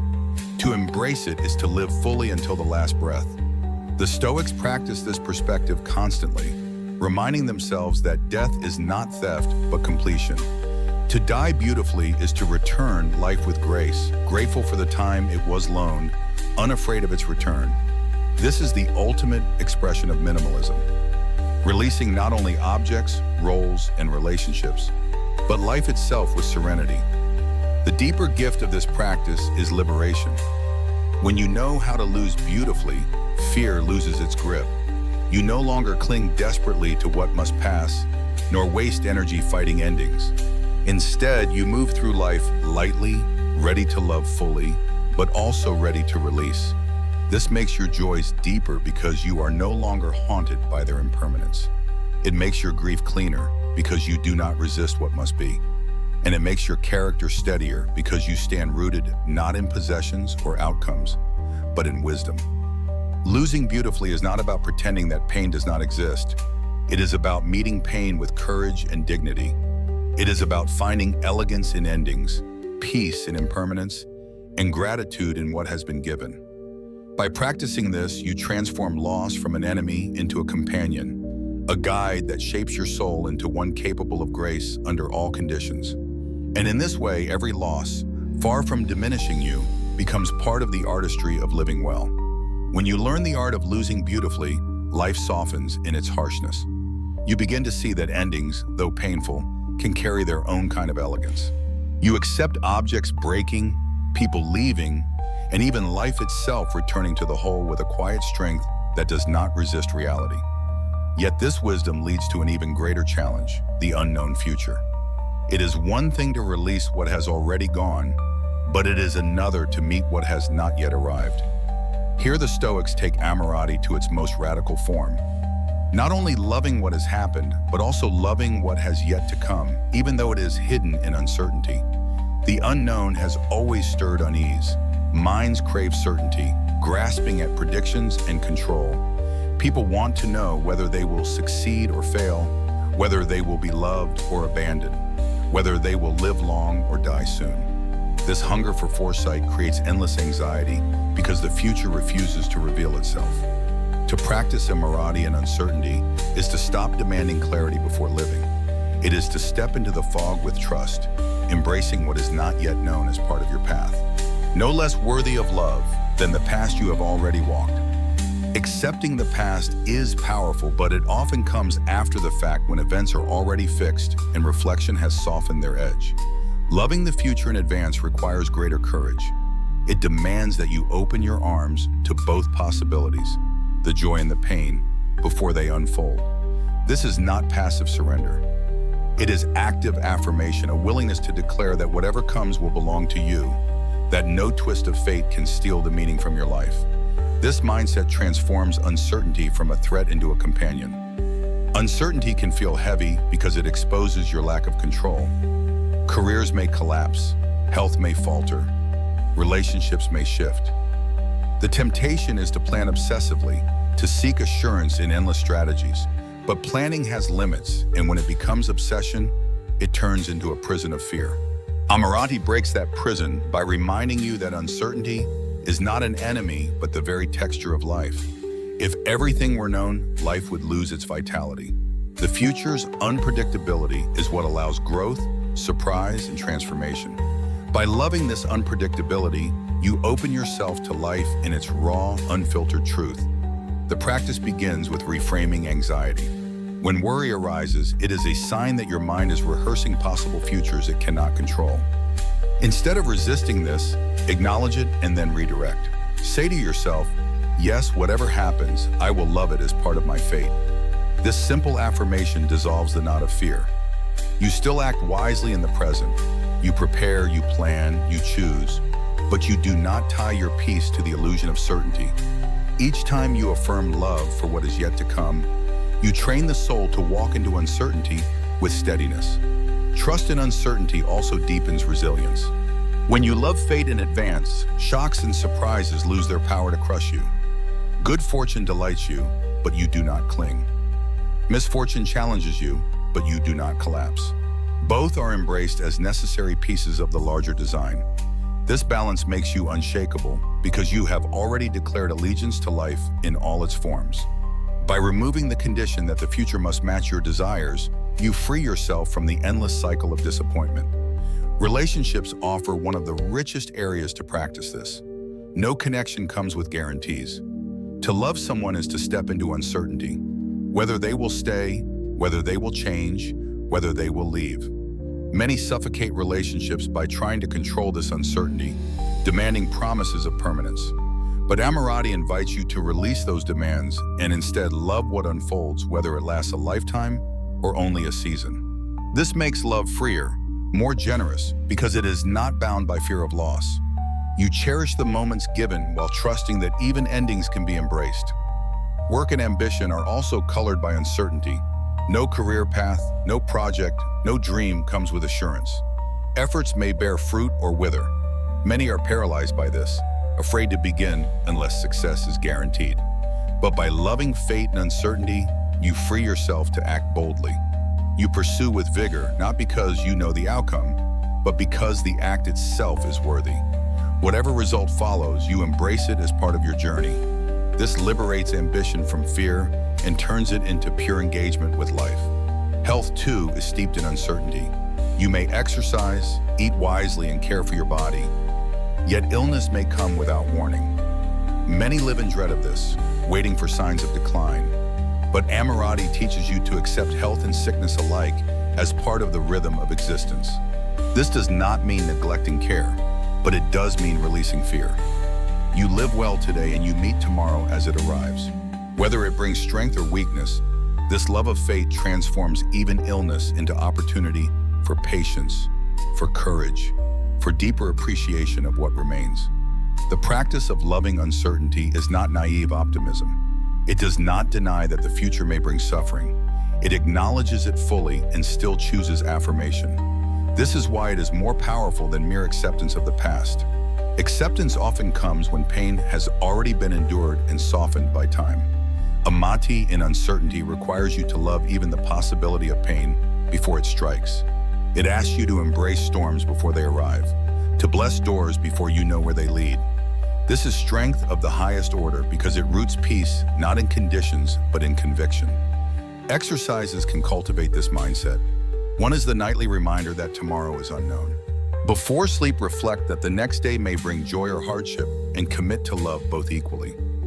Another is to face small uncertainties deliberately. Step into situations where outcomes are unclear and practice embracing them rather than resisting. Over time, the mind becomes less anxious, more curious, more willing to meet the unknown with calm. Each rehearsal prepares you for the larger uncertainties that fate inevitably brings. Nature also teaches this lesson. Seeds are planted without certainty of growth. Storms come without certainty of their path. Animals migrate without certainty of survival. Yet life continues, thriving in the midst of unpredictability. To align with this rhythm is to see uncertainty not as flaw but as foundation.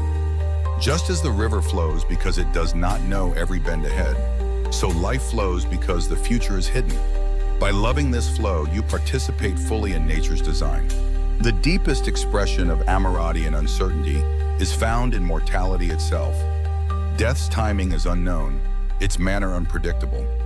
Many live in dread of this uncertainty, trying to push it away. But to love fate here is to accept that the end, whenever and however it arrives, belongs as much to your life as your beginning did. To live this way is to walk without fear, because you have already embraced the final uncertainty. Every day becomes a gift, not because it is guaranteed, but because it is not. In the end, loving fate and uncertainty is the most radical form of freedom. It strips away the need for guarantees, the endless bargaining with life, the fragile peace tied to outcomes. You declare instead, whatever comes, I will meet it with love. This declaration transforms fear into courage, anxiety into trust, fragility into strength. It allows you to step into the unknown, not as a prisoner, but as a partner, walking with fate rather than against it. And in that walk, you discover the rarest peace. Not the peace of certainty, but the peace of belonging to life exactly as it unfolds. When you learn to love fate and uncertainty, you loosen the chains of fear that bind so many lives. You stop waiting for guarantees before living and begin to welcome the unknown as a part of your path. Yet freedom from fear is only one part of the Stoic journey. Another subtle weight remains, one that often disguises itself as motivation or ambition, the endless pull of desire. Even when possessions are simplified, the mind can still be cluttered with cravings for status, admiration, recognition, or the next great achievement. To live simply requires not only clearing physical excess, but also decluttering the inner landscape of wants. This is the art of reducing desire itself, leaving only what aligns with reason and virtue. Desire is powerful because it hides behind noble words. Ambition is praised as drive, recognition is mistaken for success, and prestige is often confused with dignity. Yet these desires enslave when they grow unchecked. The more you chase them, the more they multiply, leaving you restless no matter how much you achieve. The Stoics saw that true freedom is not in satisfying every craving, but in disciplining desire, trimming it down to what serves life rather than consumes it. By wanting less, you actually gain more peace, more clarity, and more strength. The first step is to distinguish between natural needs and constructed wants. Food, shelter, companionship. These are natural. Prestige, constant admiration, endless wealth. These are constructed by society's illusions. The mind easily confuses them, treating applause as necessary as bread. But applause is never in your control. It rests on the shifting winds of others' opinions. When you declutter desires, you learn to release those that tie your worth to forces beyond you. You begin to seek satisfaction in what depends on your own character, rather than in what belongs to others. Ambition often feels productive, but it can be a subtle form of bondage. To desire endless achievement is to anchor your peace in outcomes that fade. A promotion, a title, an award. They feel sweet for a moment, then dissolve, leaving you hungry again. This cycle never ends because desire for achievement is insatiable. The Stoic alternative is not laziness, but purpose. You pursue work not for glory, but because it aligns with virtue. Success is welcomed if it comes, but it is not the source of identity. By decluttering ambition, you make space for excellence in effort, rather than endless hunger for recognition. Prestige is another heavy burden. To seek honor is to hand control of your happiness to the crowd. One day they praise, the next they condemn. Many waste their lives tailoring themselves to win admiration, only to discover that admiration is fickle and fleeting. The Stoics taught that prestige is indifferent. It adds nothing to the soul's worth. True dignity comes from living justly, wisely, and with courage, regardless of applause. When you shed the craving for prestige, you stop performing for an audience and start living for truth. This is a deeper form of minimalism, stripping away the illusion that value comes from others' approval. Recognition is closely tied to ego. The desire to be seen, acknowledged, or remembered fuels endless restlessness. Yet history is filled with forgotten names, once celebrated and now vanished. The Stoics reminded that even emperors fade into dust. To seek immortality through recognition is to fight a losing battle. The wiser path is to live well in the present without demanding eternal memory. Deeds done in virtue carry their own reward, whether remembered or forgotten. Decluttering the desire for recognition allows you to focus on what matters. Being true to yourself, not being recorded by others. This practice does not kill ambition, but purifies it. Stripped of craving for applause or wealth, ambition becomes directed toward inner growth, mastery, and service. You still work, create, and strive, but you no longer measure your worth by comparison or external reward. Each action becomes meaningful in itself, independent of outcome. This is freedom because your peace is no longer hostage to conditions beyond your control. Decluttering desire turns ambition from a chain into a tool. The discipline extends to smaller desires as well. The craving for comfort, the itch for novelty, the hunger for constant entertainment. All of these scatter the mind and erode peace. By practicing restraint, you discover that comfort is sweet only when you are not enslaved to it. Novelty is delightful only when not demanded, and entertainment is enjoyable only when balanced by silence. You learn to take pleasure without clinging to release, without bitterness.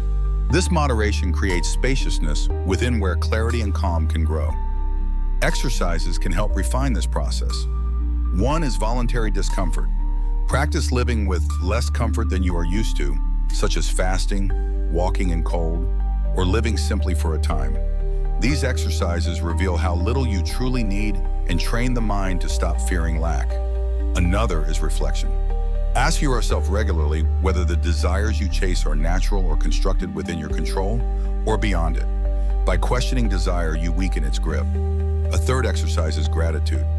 By focusing on what you already have, the craving for more loses power. Gratitude declutters the restless mind by reminding you of abundance and simplicity. The deeper reward of this practice is peace. When desires are many, the mind is noisy, pulled in countless directions. When desires are few, the mind becomes still, focused, content. You no longer feel torn between endless cravings. You can live with clarity. This peace is not dullness, but richness, because it allows you to savor what is present without always reaching for what is absent. It makes each moment fuller because it is not clouded by dissatisfaction. Decluttering desires also transforms relationships. When you no longer demand recognition, admiration, or constant validation, you free others from the weight of meeting your cravings. Relationships become lighter, freer, and more genuine. Love turns from possession into appreciation. Friendship becomes about presence, not performance. Family becomes about shared life, not status. By wanting less from others, you actually gain deeper connection with them because you can love them for who they are rather than for how they feed your ego. Even in solitude, this discipline brings strength. Many fear being alone because their desires are external. They need constant attention, entertainment, or distraction. But when desires are pruned, solitude becomes peace. You are no longer restless without noise or company because you are content within yourself. This self-sufficiency is the foundation of resilience.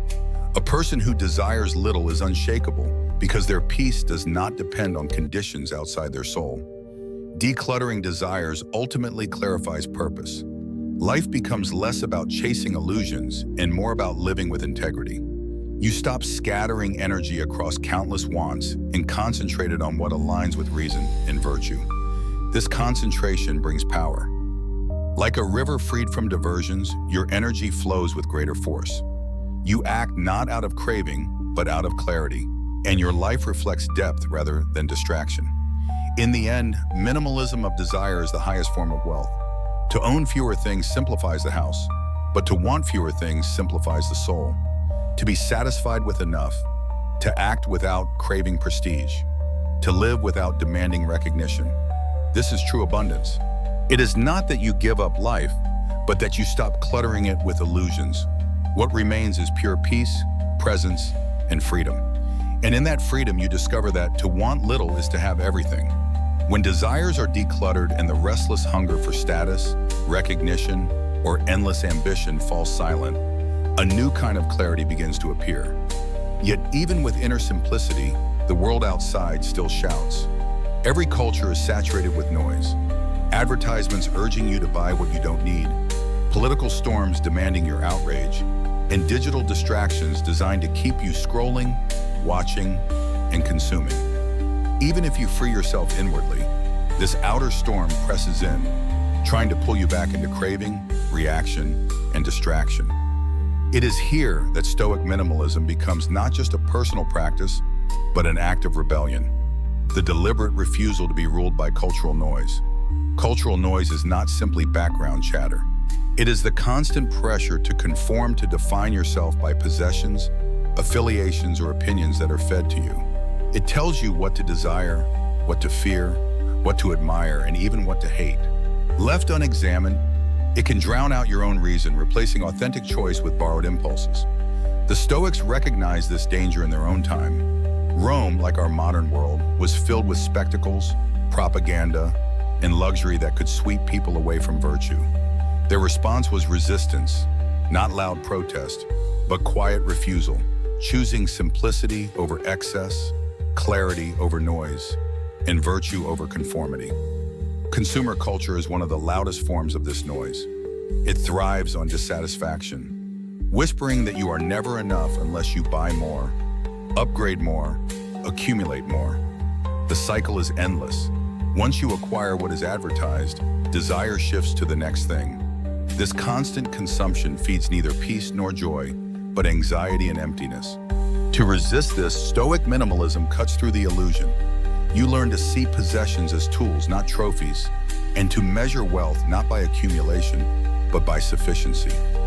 By stepping outside the cycle of endless consumption, you reclaim freedom. Every refusal to buy what is unnecessary is a small act of rebellion against a culture that profits from your restlessness. Political noise is another form of cultural clutter. Societies often demand constant outrage, constant division, constant allegiance to factions. People are urged to define themselves by slogans and group identities, losing sight of their individual reason and shared humanity. The Stoics warned against being swept into the passions of the crowd where anger and fear dominate. They urged focus on justice and virtue rather than blind partisanship. To resist political noise is not to withdraw from responsibility, but to act with clarity instead of reacting to manipulation. It means stepping back from the frenzy of endless debate and anchoring yourself in principles that do not shift with the tides of popular opinion. Digital noise, perhaps the most pervasive today, floods attention every waking hour. Notifications, headlines, arguments, endless feeds of images and opinions. These scatter the mind into fragments. Instead of depth, the culture rewards speed. Instead of reflection, it encourages constant reaction. This noise is not neutral. It is engineered to capture and monetize your attention. The Stoic response would be to reclaim sovereignty over your focus. By setting boundaries, by choosing silence over constant stimulation, by deliberately limiting what you consume, you create space for thought and presence. Each act of digital restraint is an assertion that your mind is not for sale. The strength of Stoic minimalism lies in its refusal to be defined by what is loudest. Cultural noise tells you to measure yourself by external markers, possessions, popularity, ideology. Minimalism says, measure yourself instead by the quality of your thoughts, the integrity of your actions, the steadiness of your soul. This shift is revolutionary because it withdraws power from the systems that rely on your compliance. A person who needs little, who reacts slowly, who thinks independently, is not easily controlled. That is why minimalism in its Stoic form is more than a lifestyle. It is philosophical resistance. This resistance does not require isolation from the world. You still live among noise, but you choose not to let it govern you. You may use technology, but you are not its servant. You may participate in society, but you are not consumed by faction. You may own possessions, but they do not own you. Each act of restraint is a way of asserting freedom, a quiet but powerful rebellion that protects the inner space where reason and virtue can flourish. Practical steps embody this rebellion. Refuse to be pulled into every new cycle. Instead, focus on what you can influence directly. Limit possessions to what serves your purpose and let go of the rest. Treat technology as a tool, not as a master. Practice silence daily, creating distance from the constant roar of culture. And above all, examine desires carefully, asking whether they are truly yours or whether they have been planted by voices that profit from your dissatisfaction. The reward for this resistance is clarity. When the noise fades even for a moment, you rediscover your own voice. You can think without being pushed, act without being manipulated, and live without being consumed. The world may continue its shouting, but you walk through it calmly, not because you are indifferent, but because you have chosen not to be ruled by it. This is the essence of Stoic rebellion. Not loud defiance, but quiet mastery. In the end, minimalism as resistance is about reclaiming sovereignty over your life. It is about refusing to let consumerism dictate your worth, politics dictate your anger, or technology dictate your attention. It is about living deliberately rooted in reason, guided by virtue. To live this way is to resist not only cultural noise, but also the inner noise it creates. And in that resistance, you discover freedom. Not the freedom to have everything, but the freedom to need little, to think clearly, and to walk through the world as your own master. When cultural noise is resisted and the endless demands of consumerism, politics, and digital distraction are silenced, what remains is a rare kind of clarity. Yet silence from the outside is not enough. If the mind itself continues to resist life at every turn, even without external clutter, many people live with inner friction. The constant grinding of this should not be happening, or life would be better if only things were different. This is where our morality reaches its most transformative power. By learning to treat every obstacle as part of the path, you begin to move with life instead of against it. The result is a frictionless mind, one that flows with events instead of exhausting itself in resistance. Inner resistance wastes more energy than any external problem. A difficult person, a setback at work, an unexpected change. These are not unbearable in themselves. What makes them heavy is the mental battle against them, the refusal to let them be what they are. The Stoics taught that events are neutral. It is your judgment that gives them weight. A frictionless mind is not passive. It still acts, still works, still strives, but it does so without the grinding gears of resentment. It sees each obstacle as raw material to be shaped, not as an enemy to be hated. This approach transforms difficulty into fuel. When something blocks your way, you no longer treat it as wasted effort, but as part of your training. A hard conversation becomes practice in patience. A loss becomes practice in resilience. A failure becomes practice in humility. Nothing is wasted because everything belongs. Marcus Aurelius described it simply.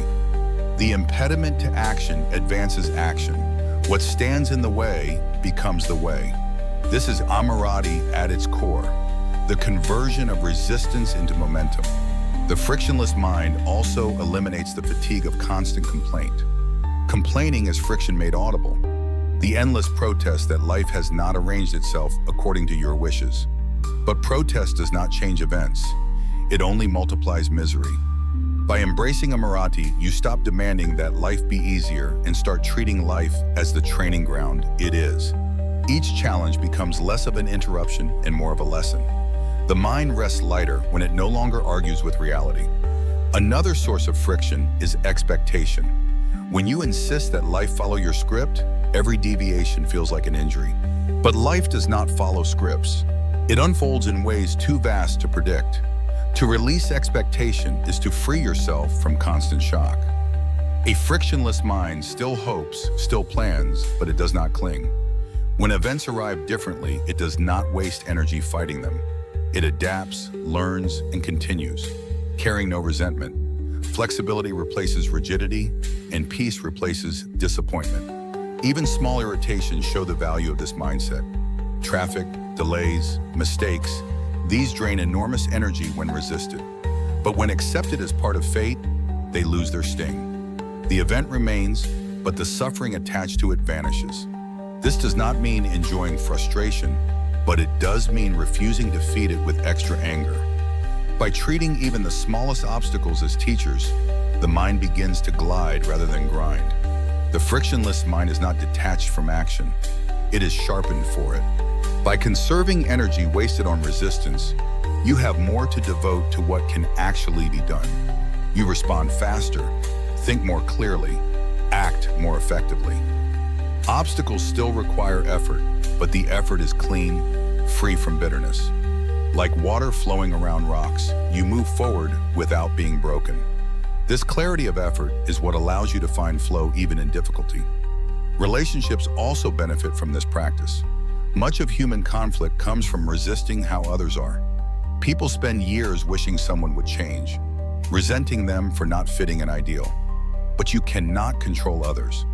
You can only control yourself. By accepting others as they are, you remove the friction of unrealistic demands. This does not mean tolerating harm without boundary, but it does mean meeting people as they are, rather than wasting energy wishing they were different. Relationships grow calmer when friction is removed, and connection deepens when acceptance replaces resistance. The same applies to yourself. Many people live in constant battle with their own nature, regretting past mistakes, resenting current flaws, fearing future weakness. This inner friction drains peace. But if you embrace Amarati, you begin to see even your imperfections as part of the path. Mistakes become teachers, flaws become challenges for growth, and fears become opportunities for courage. By treating yourself with the same acceptance you extend to fate, you move with your own life rather than against it. The practice of creating a frictionless mind requires daily attention. One method is to pause when resistance arises and ask, "Can I use this instead of fighting it?" This reframes the obstacle as material for growth. Another method is reflection.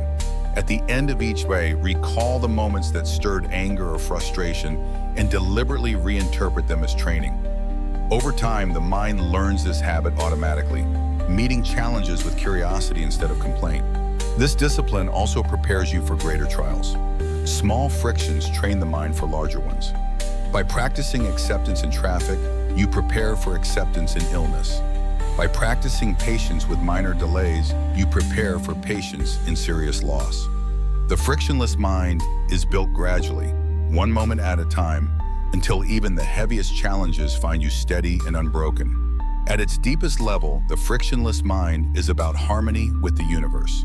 Resistance comes from the illusion that life is supposed to serve your will. Flow comes from realizing that you are part of a larger order, moving with it rather than against it. When you stop demanding that life remove every obstacle, you discover that obstacles are part of life's very design. They shape you, refine you, and guide you. To love them is to align yourself with reality. The reward for this practice is freedom from wasted energy. Instead of burning out in resistance, you move forward with calm strength. You stop grinding against what cannot be changed and start using everything that happens as fuel. Life remains unpredictable. But you are no longer thrown off course. You move like water flowing through difficulty, carrying peace within, even as storms rage outside. This is the essence of a Marathi. Not just acceptance, but transformation. Obstacles do not vanish, but they no longer bind you. They become the very material of your growth, the current that carries you forward. And when the mind flows like this, without friction, without waste, without resistance, you discover the rarest form of freedom, the ability to live fully in harmony with fate, unbroken and unhindered, no matter what arises. When the mind learns to move without friction, life feels lighter. Obstacles no longer sap strength, but become part of the flow, and resistance no longer consumes energy. Yet even in this freedom, another subtle fear often lingers in the background. The fear of losing comfort, wealth, or security. Many people, even when outwardly calm, live with a hidden anxiety that disaster might strip them of what they rely on. This fear weakens the soul because it ties peace to possessions and circumstances. The Stoics knew this well, and they devised a practice to break the hold of such fear: voluntary poverty. By deliberately living with less, even when more is available, you inoculate yourself against deprivation and awaken a deeper gratitude for what you already have. Voluntary poverty is not a celebration of misery. It is a drill, a rehearsal, a philosophical exercise. Seneca described it clearly. Set aside a few days to eat coarse food, to wear rough clothing, to sleep simply, and then ask yourself, is this what I feared? The point is not self-punishment, but freedom. By experiencing simplicity firsthand, you discover that survival does not require endless luxury. You realize that comfort, though pleasant, is not essential. This realization weakens the power of fear, because you have proven to yourself that you can endure less and still remain whole. The fear of poverty is one of humanity's oldest burdens. People devote their lives to accumulating wealth, not always from greed, but often from terror of losing it. This fear chains them to endless work, compromises their integrity, and fills their hearts with anxiety.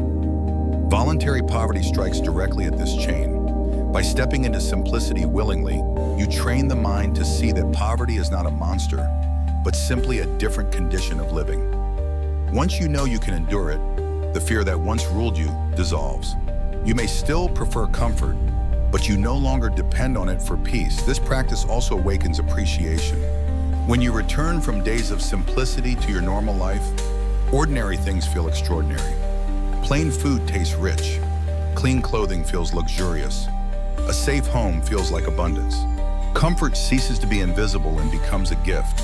By stepping away from it deliberately, you learn to see it with new eyes. Gratitude grows not from constant gain, but from remembering how little is truly required. Voluntary poverty resets the mind, stripping away numbness and replacing it with awe at the simplest blessings. There is also a moral dimension to this practice. Wealth often separates people, creating illusions of superiority. But when you live simply, even temporarily, you reconnect with the universality of human experience. Hunger, cold, and roughness are conditions shared by countless people throughout history and even in the present. Voluntary poverty humbles the ego and reminds you that dignity is not measured by possessions, but by character. This humility strengthens compassion because you no longer see yourself as distant from those who have less. Voluntary poverty also disciplines desire. Luxury breeds new cravings, each one louder than the last. When you feed the appetite endlessly, it grows insatiable. By withdrawing from it, you silence the noise. You rediscover sufficiency, the feeling that this is enough. This discipline not only simplifies life, but strengthens resilience.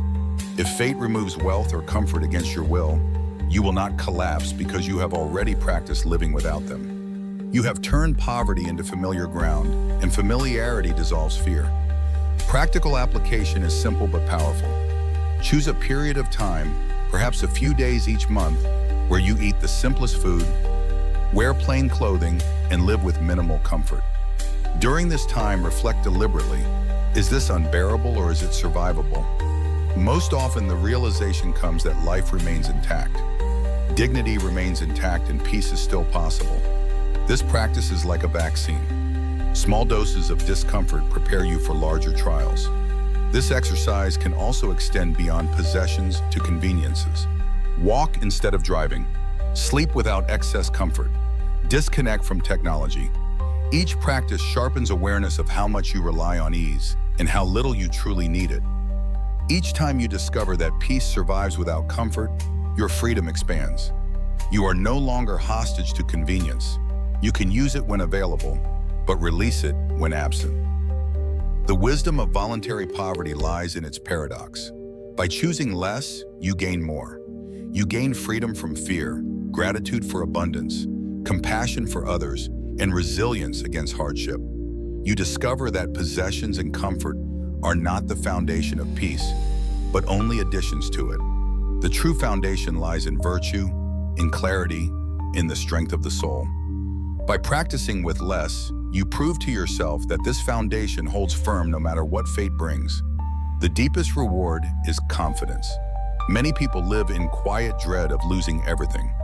But those who have rehearsed poverty carry a calm certainty. They know that even if stripped of wealth, they will endure. They have already tested themselves in the crucible of simplicity. They no longer beg fate for guarantees because they have made themselves stronger than circumstance.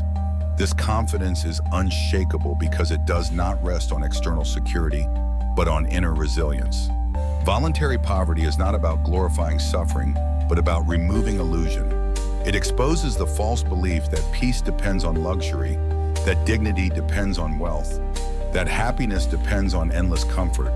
It teaches that less is survivable and sometimes even liberating. It inoculates against fear and awakens gratitude, not by theory, but by experience.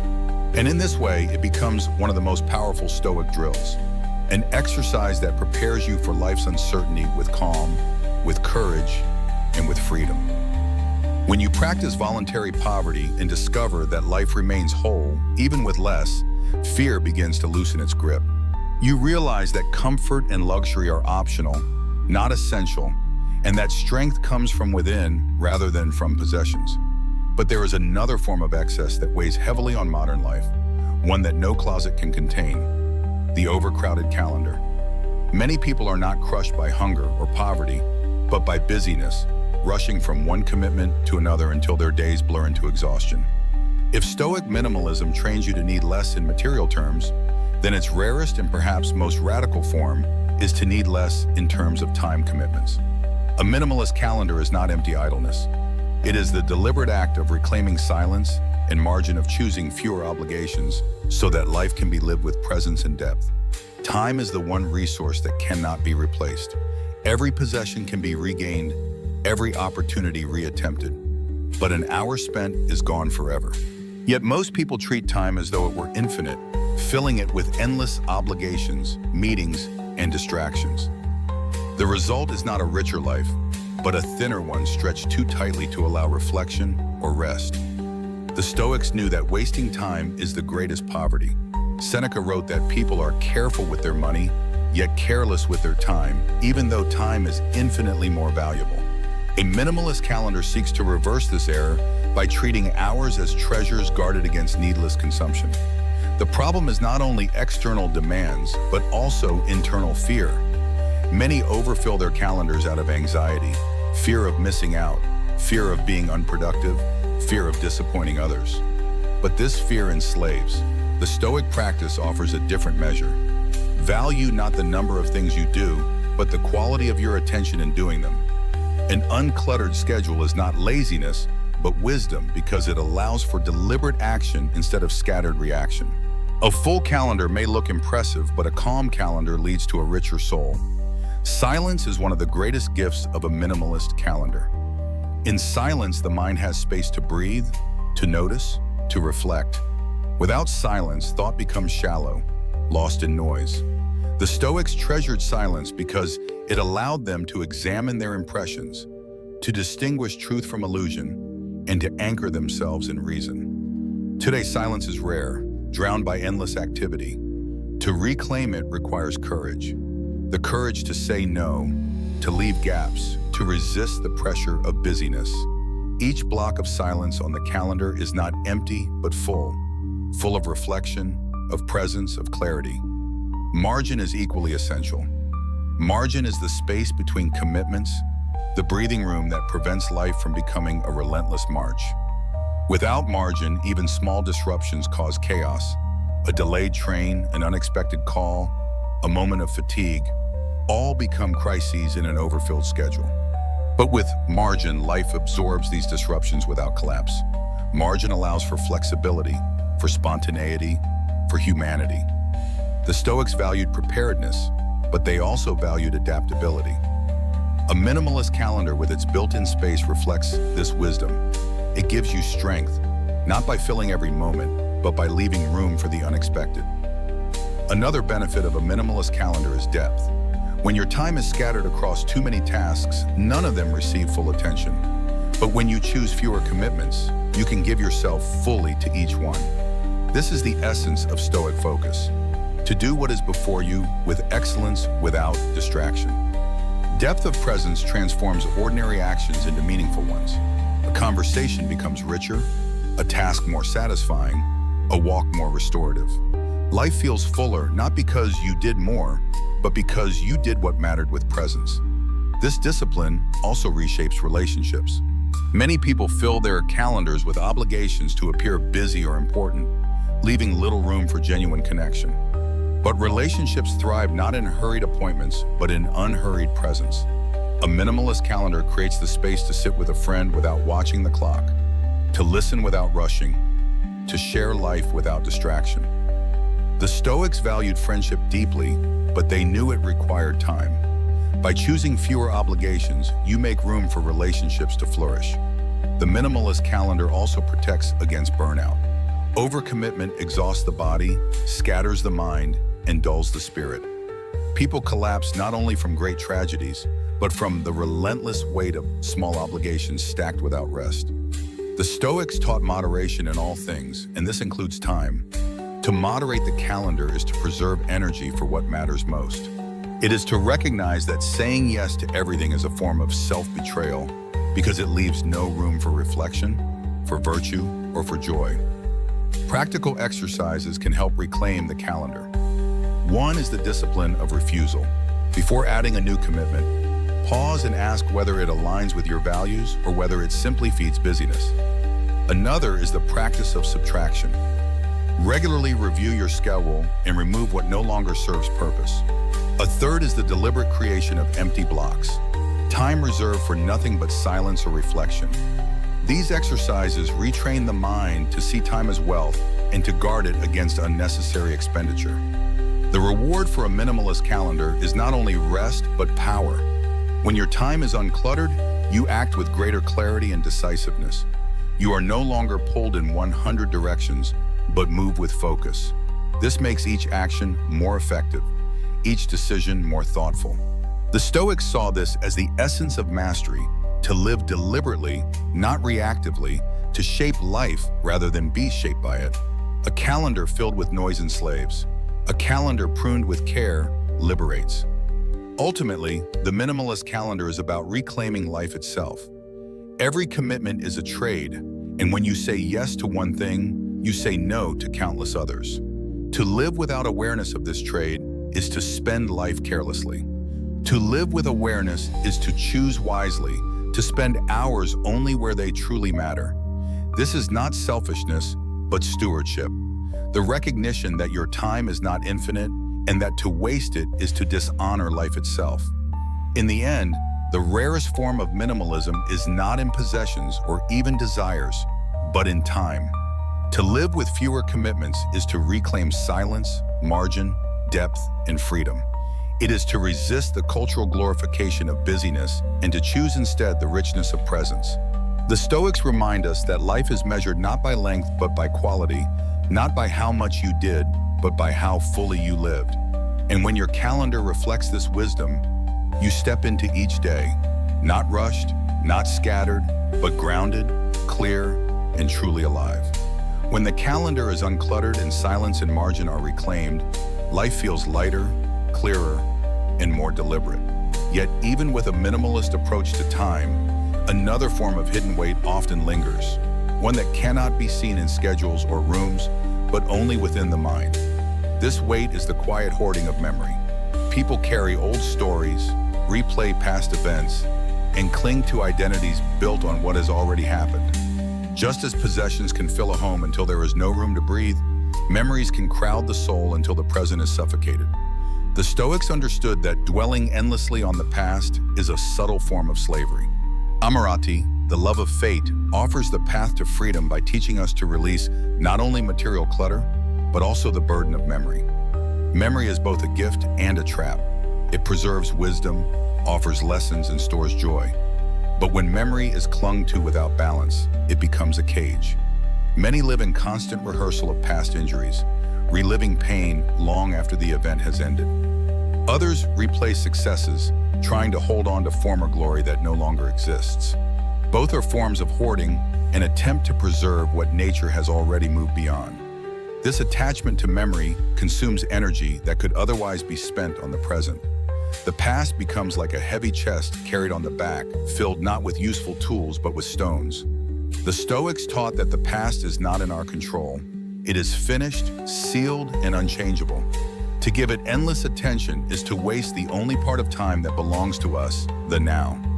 Seneca wrote that life is divided into three parts: the past, the present, and the future, and that most people surrender the present by living either in regret of the past or fear of the future.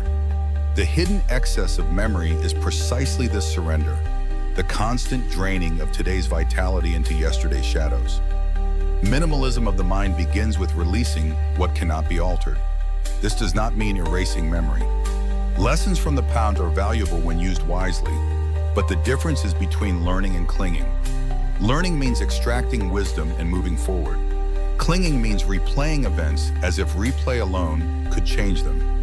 The Stoics practiced reflective journaling to process the day, but once reflection was complete, they released it. They did not hoard stories as personal treasures or wounds, but treated them as teachers whose purpose was fulfilled.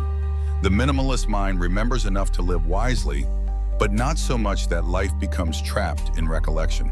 One of the most subtle forms of memory hoarding is identity. People define themselves by what has happened to them, by childhood, by careers, by achievements, by failures. These stories can feel comforting because they give shape to the self, but they also limit growth because the mind becomes chained to what once was. To say I am this because of my past is to freeze yourself in time, denying the possibility of becoming more.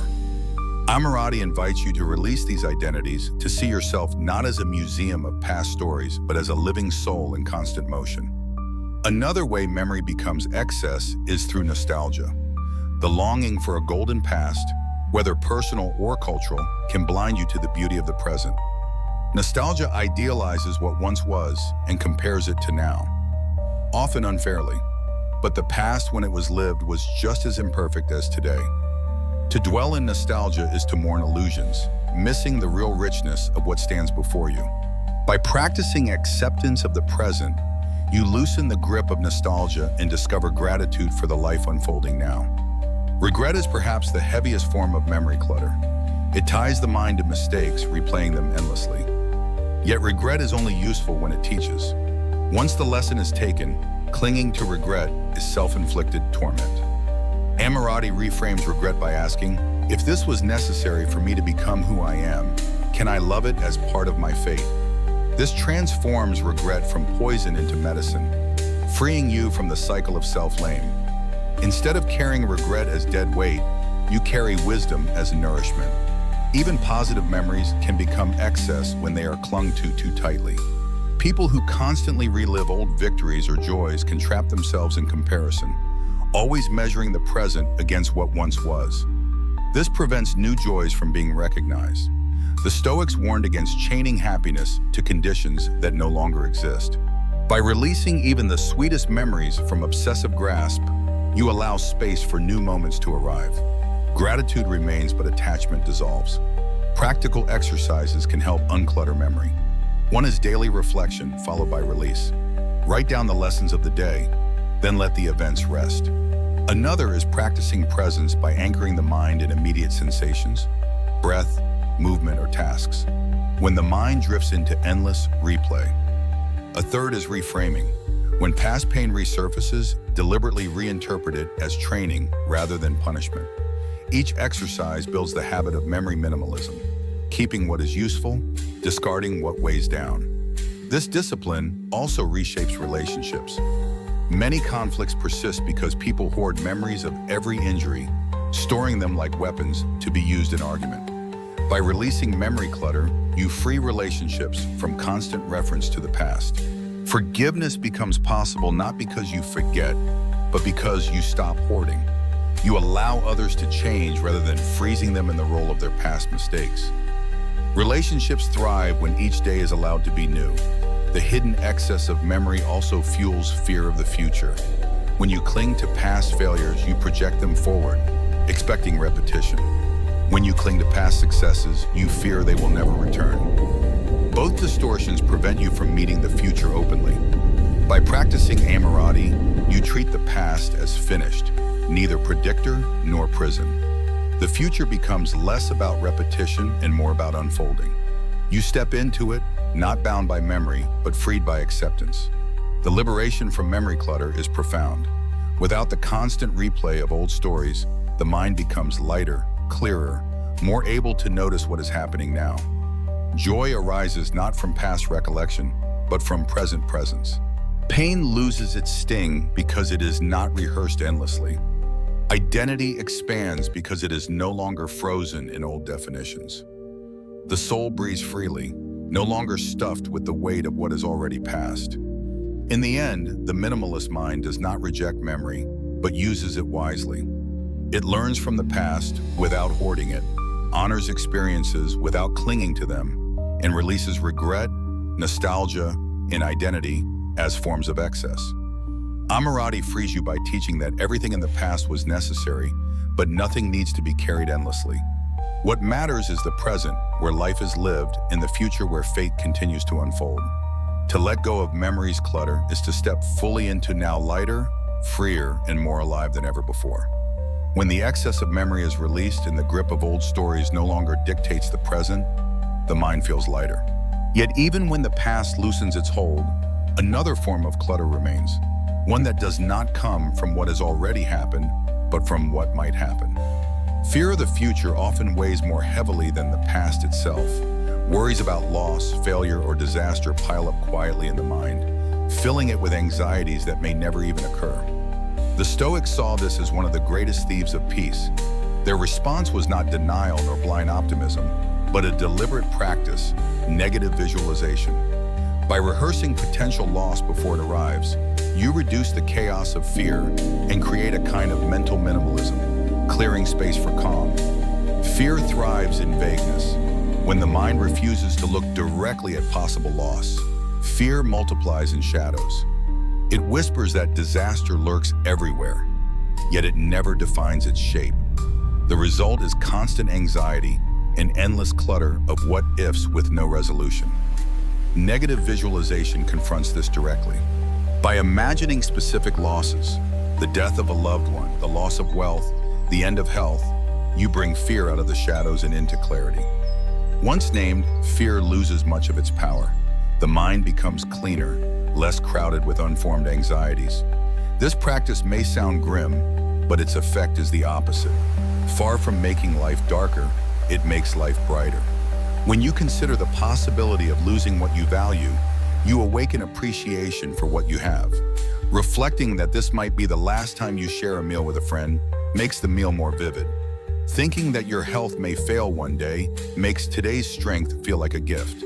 In this way, negative visualization is not morbid, but life-enhancing because it clears away complacency and replaces it with gratitude. The Stoics used this practice to dismantle the illusion of permanence. They knew that possessions break, relationships end, and life itself is temporary. To ignore this truth is to live in fear of its arrival. To face it in advance is to live freely, prepared for whatever comes. Seneca advised imagining poverty, exile, or death, not to despair, but to rehearse so that when misfortune arrives, the soul is not thrown into panic. In this way, negative visualization is like training.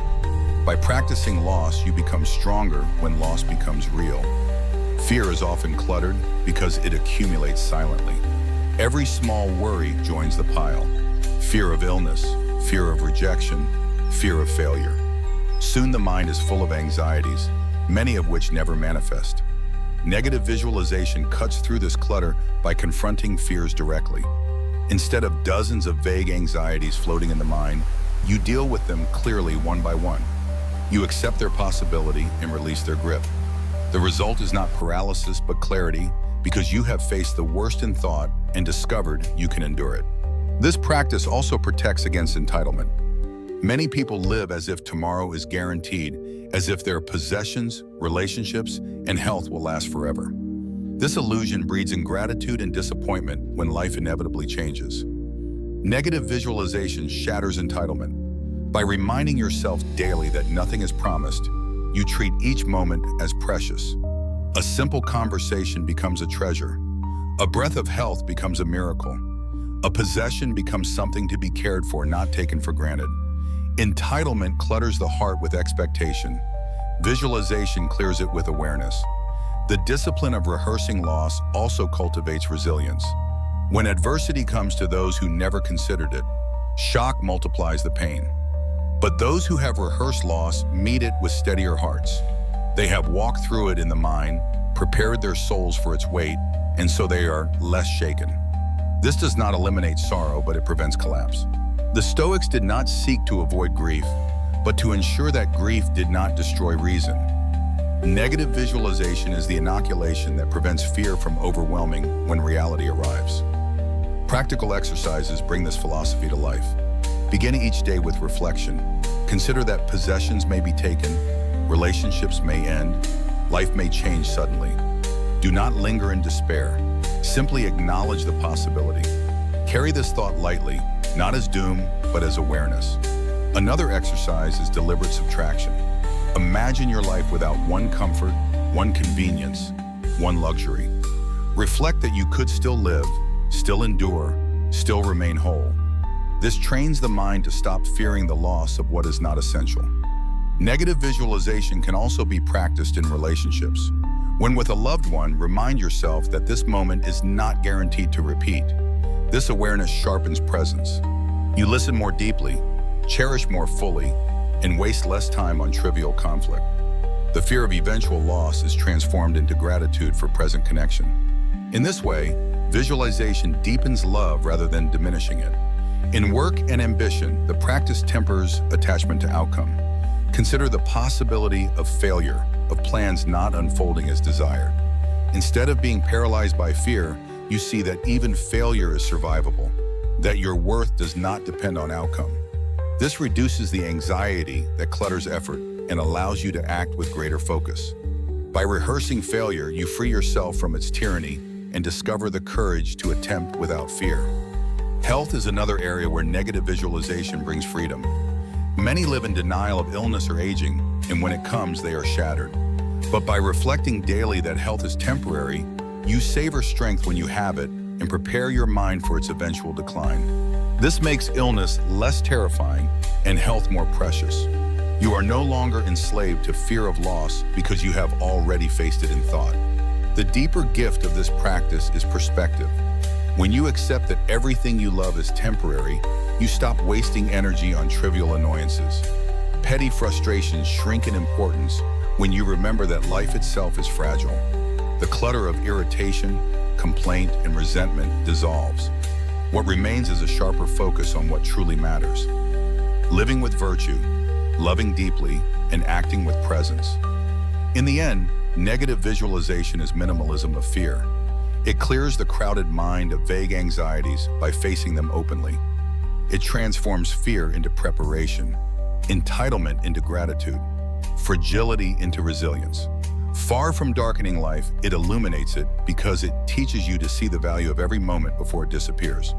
By rehearsing loss, you do not lose joy, you deepen it. You live more fully, love more freely, and walk more lightly, because fear no longer clutters the soul. This is why the Stoics practiced it daily, not to dwell in sorrow, but to live with clarity, courage, and peace. When fear is decluttered through the practice of negative visualization, the mind stands lighter and steadier. The anxieties that once crowded your inner space begin to dissolve, leaving clarity in their place. But there is another form of excess that quietly shapes life. An excess not of possessions or fears, but of people. Modern culture often equates connection with numbers. More friends, more followers, more networks. Yet, abundance in relationships can become as overwhelming as abundance in objects. The Stoics taught that friendship is not measured by quantity, but by depth, not by how many surround you, but by how few stand with you in truth. Minimalism of relationships is therefore a discipline of pruning, of choosing quality over quantity, guided by ideals that keep bonds genuine, meaningful, and aligned with virtue. Human beings are social by nature, but not every social bond nourishes. Many connections are superficial, built on convenience, flattery, or shared distraction. These ties may provide temporary comfort, but they drain energy over time. They clutter the emotional landscape, filling it with obligations, gossip, or noise that distracts from what truly matters. A minimalist approach to relationships does not reject connection, but refines it, focusing only on bonds that strengthen character, encourage growth, and stand rooted in trust. The result is fewer ties, but stronger ones, bonds that hold firm in both joy and hardship. The Stoics drew a distinction between acquaintanceship and friendship. Acquaintances are many, but friendship in its true form is rare. Seneca wrote that a true friend is another self, someone with whom you can speak as openly as with yourself. This kind of depth cannot be multiplied endlessly. It requires time, trust, and vulnerability, resources that cannot be stretched across countless ties. Minimalism of relationships begins with recognizing this truth that intimacy cannot be mass-produced and that seeking quantity dilutes the quality of connection. Modern culture complicates this by glorifying numbers. Social media measures worth by followers. Society prizes broad networking and many chase popularity as if it were proof of value. But these forms of abundance often leave people lonelier than before. The Stoic alternative is to reject numbers as a measure of connection. One true friend rooted in virtue is wealth enough. A minimalist approach frees you from the exhausting pursuit of popularity and allows you to cultivate the rare gift of genuine companionship. Clutter in relationships often shows itself in shallow obligations. Many fill their calendars with social commitments that bring no joy or growth, attending gatherings out of duty or fear of missing out. These ties drain time and scatter attention. By practicing minimalism, you learn to decline what is hollow and choose what is nourishing. A single deep conversation with a trusted friend outweighs dozens of superficial encounters. This selectivity is not arrogance, but wisdom. The recognition that time and presence are limited and that they should be spent where they matter most. Trust is the cornerstone of Stoic friendship. Without trust, connection remains surface level, built on performance or appearances. But trust requires honesty, and honesty requires courage. Many avoid depth in relationships out of fear of rejection, hiding behind masks. Yet masks create clutter because they force you to manage an image instead of sharing yourself. Minimalism in relationships calls for removing these masks, allowing vulnerability to replace performance. The result is fewer but truer bonds, connections built not on illusion, but on reality. This approach also reshapes how you respond to conflict. In shallow relationships, disagreement often leads to collapse because the bond was never rooted deeply enough to endure. In genuine friendships, conflict becomes a chance for growth, a test that strengthens rather than weakens. A minimalist perspective seeks not to avoid conflict, but to engage it honestly, trusting that truth can refine connection.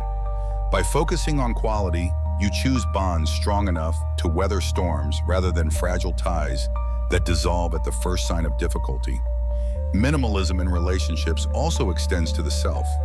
Many people surround themselves with others to avoid solitude, mistaking constant company for richness of life. But dependency on numbers hides a fear of being alone. The Stoics taught that friendship with oneself is the foundation of all other friendships. When you are at peace in solitude, you no longer cling desperately to shallow ties. You choose companions not out of fear, but out of genuine desire for shared growth. Solitude unclutters the heart, making room for true connection to take root. This discipline reshapes how you love. Romantic relationships, when approached without minimalism, can become cluttered with need, expectation, and performance. Many measure love by constant intensity, by endless gestures, by proving worth through possession. But true love, like Stoic friendship, is rooted in simplicity, honesty, trust, and the shared pursuit of virtue. A minimalist view strips away drama and excess, leaving a bond that is steady, quiet, and enduring. It values presence over performance, depth over spectacle. Practical exercises can refine this approach. One is reflection. Regularly ask which relationships bring strength and which drain it. Do not cling out of habit to ties that no longer serve growth. Another is the practice of intentional presence. When with someone, give full attention, putting aside distractions. A third is gratitude. Acknowledge the value of those who stand with you in truth, treating them not as background, but as treasures. Each practice reduces relational clutter and deepens the bonds that remain. Minimalism of relationships also challenges the cultural obsession with networking. While connections can open opportunities, chasing them endlessly reduces people to stepping stones. The Stoic view rejects using others for gain. True bonds are not tools, but ends in themselves, spaces where virtue can flourish, where honesty can thrive. By rejecting opportunism, you free yourself from the shallow scramble of accumulating contacts and instead build the few connections that bring meaning. This philosophy also protects against betrayal. When you scatter your trust across many shallow ties, disappointment becomes frequent. But when you concentrate on fewer, deeper bonds, trust grows stronger and betrayal becomes rarer. Even if it comes, you endure with greater resilience because you did not dilute yourself across hundreds of fragile ties. The minimalist approach makes relationships fewer but sturdier, capable of holding more weight without breaking. Ultimately, the Stoic ideal of friendship was mutual growth. Friends were seen as companions in the pursuit of virtue, mirrors who reflect your character and help you refine it. Minimalism in relationships returns you to this ideal. It strips away the clutter of convenience, popularity, and superficiality, leaving only bonds that shape you toward wisdom and courage. These friendships are not many, but they are enough. In the end, minimalism of relationships is about depth, not denial. It does not reject connection, but curates it, choosing quality over quantity, honesty over appearance, and virtue over popularity. By pruning the excess, you free yourself from the noise of shallow ties and open space for genuine companionship. Guided by Stoic ideals, you discover that fewer but truer bonds bring greater peace, greater strength, and greater meaning than any crowd ever could. And in this way, relationships themselves become a form of minimalism, uncluttered, simple, and rooted in what lasts. Every lesson we've walked through, from releasing small irritations to embracing impermanence, from pruning words to decluttering desires, from rehearsing loss to choosing fewer but deeper bonds, comes back to one unshakable truth. Freedom is found in letting go. The Stoic art of amarati in minimalism is not about losing life, but about gaining it fully. By shedding what is unnecessary, whether possessions, fears, identities, or expectations, you uncover the quiet strength to live with clarity, gratitude, and peace. Obstacles become teachers, loss becomes beauty, and uncertainty becomes a companion instead of an enemy. Now it's your turn. Which part of this journey spoke most to you? Was it the practice of negative visualization, the discipline of simplifying relationships, or the radical freedom of loving fate itself? Share your thoughts below. I'd love to hear how you're bringing these ideas into your own life. And if this message resonated with you, don't let it slip away. Subscribe to the channel, hit the bell, and join this growing community of people learning to live with less noise, less fear, and more wisdom. Your next step toward a lighter, freer life starts here.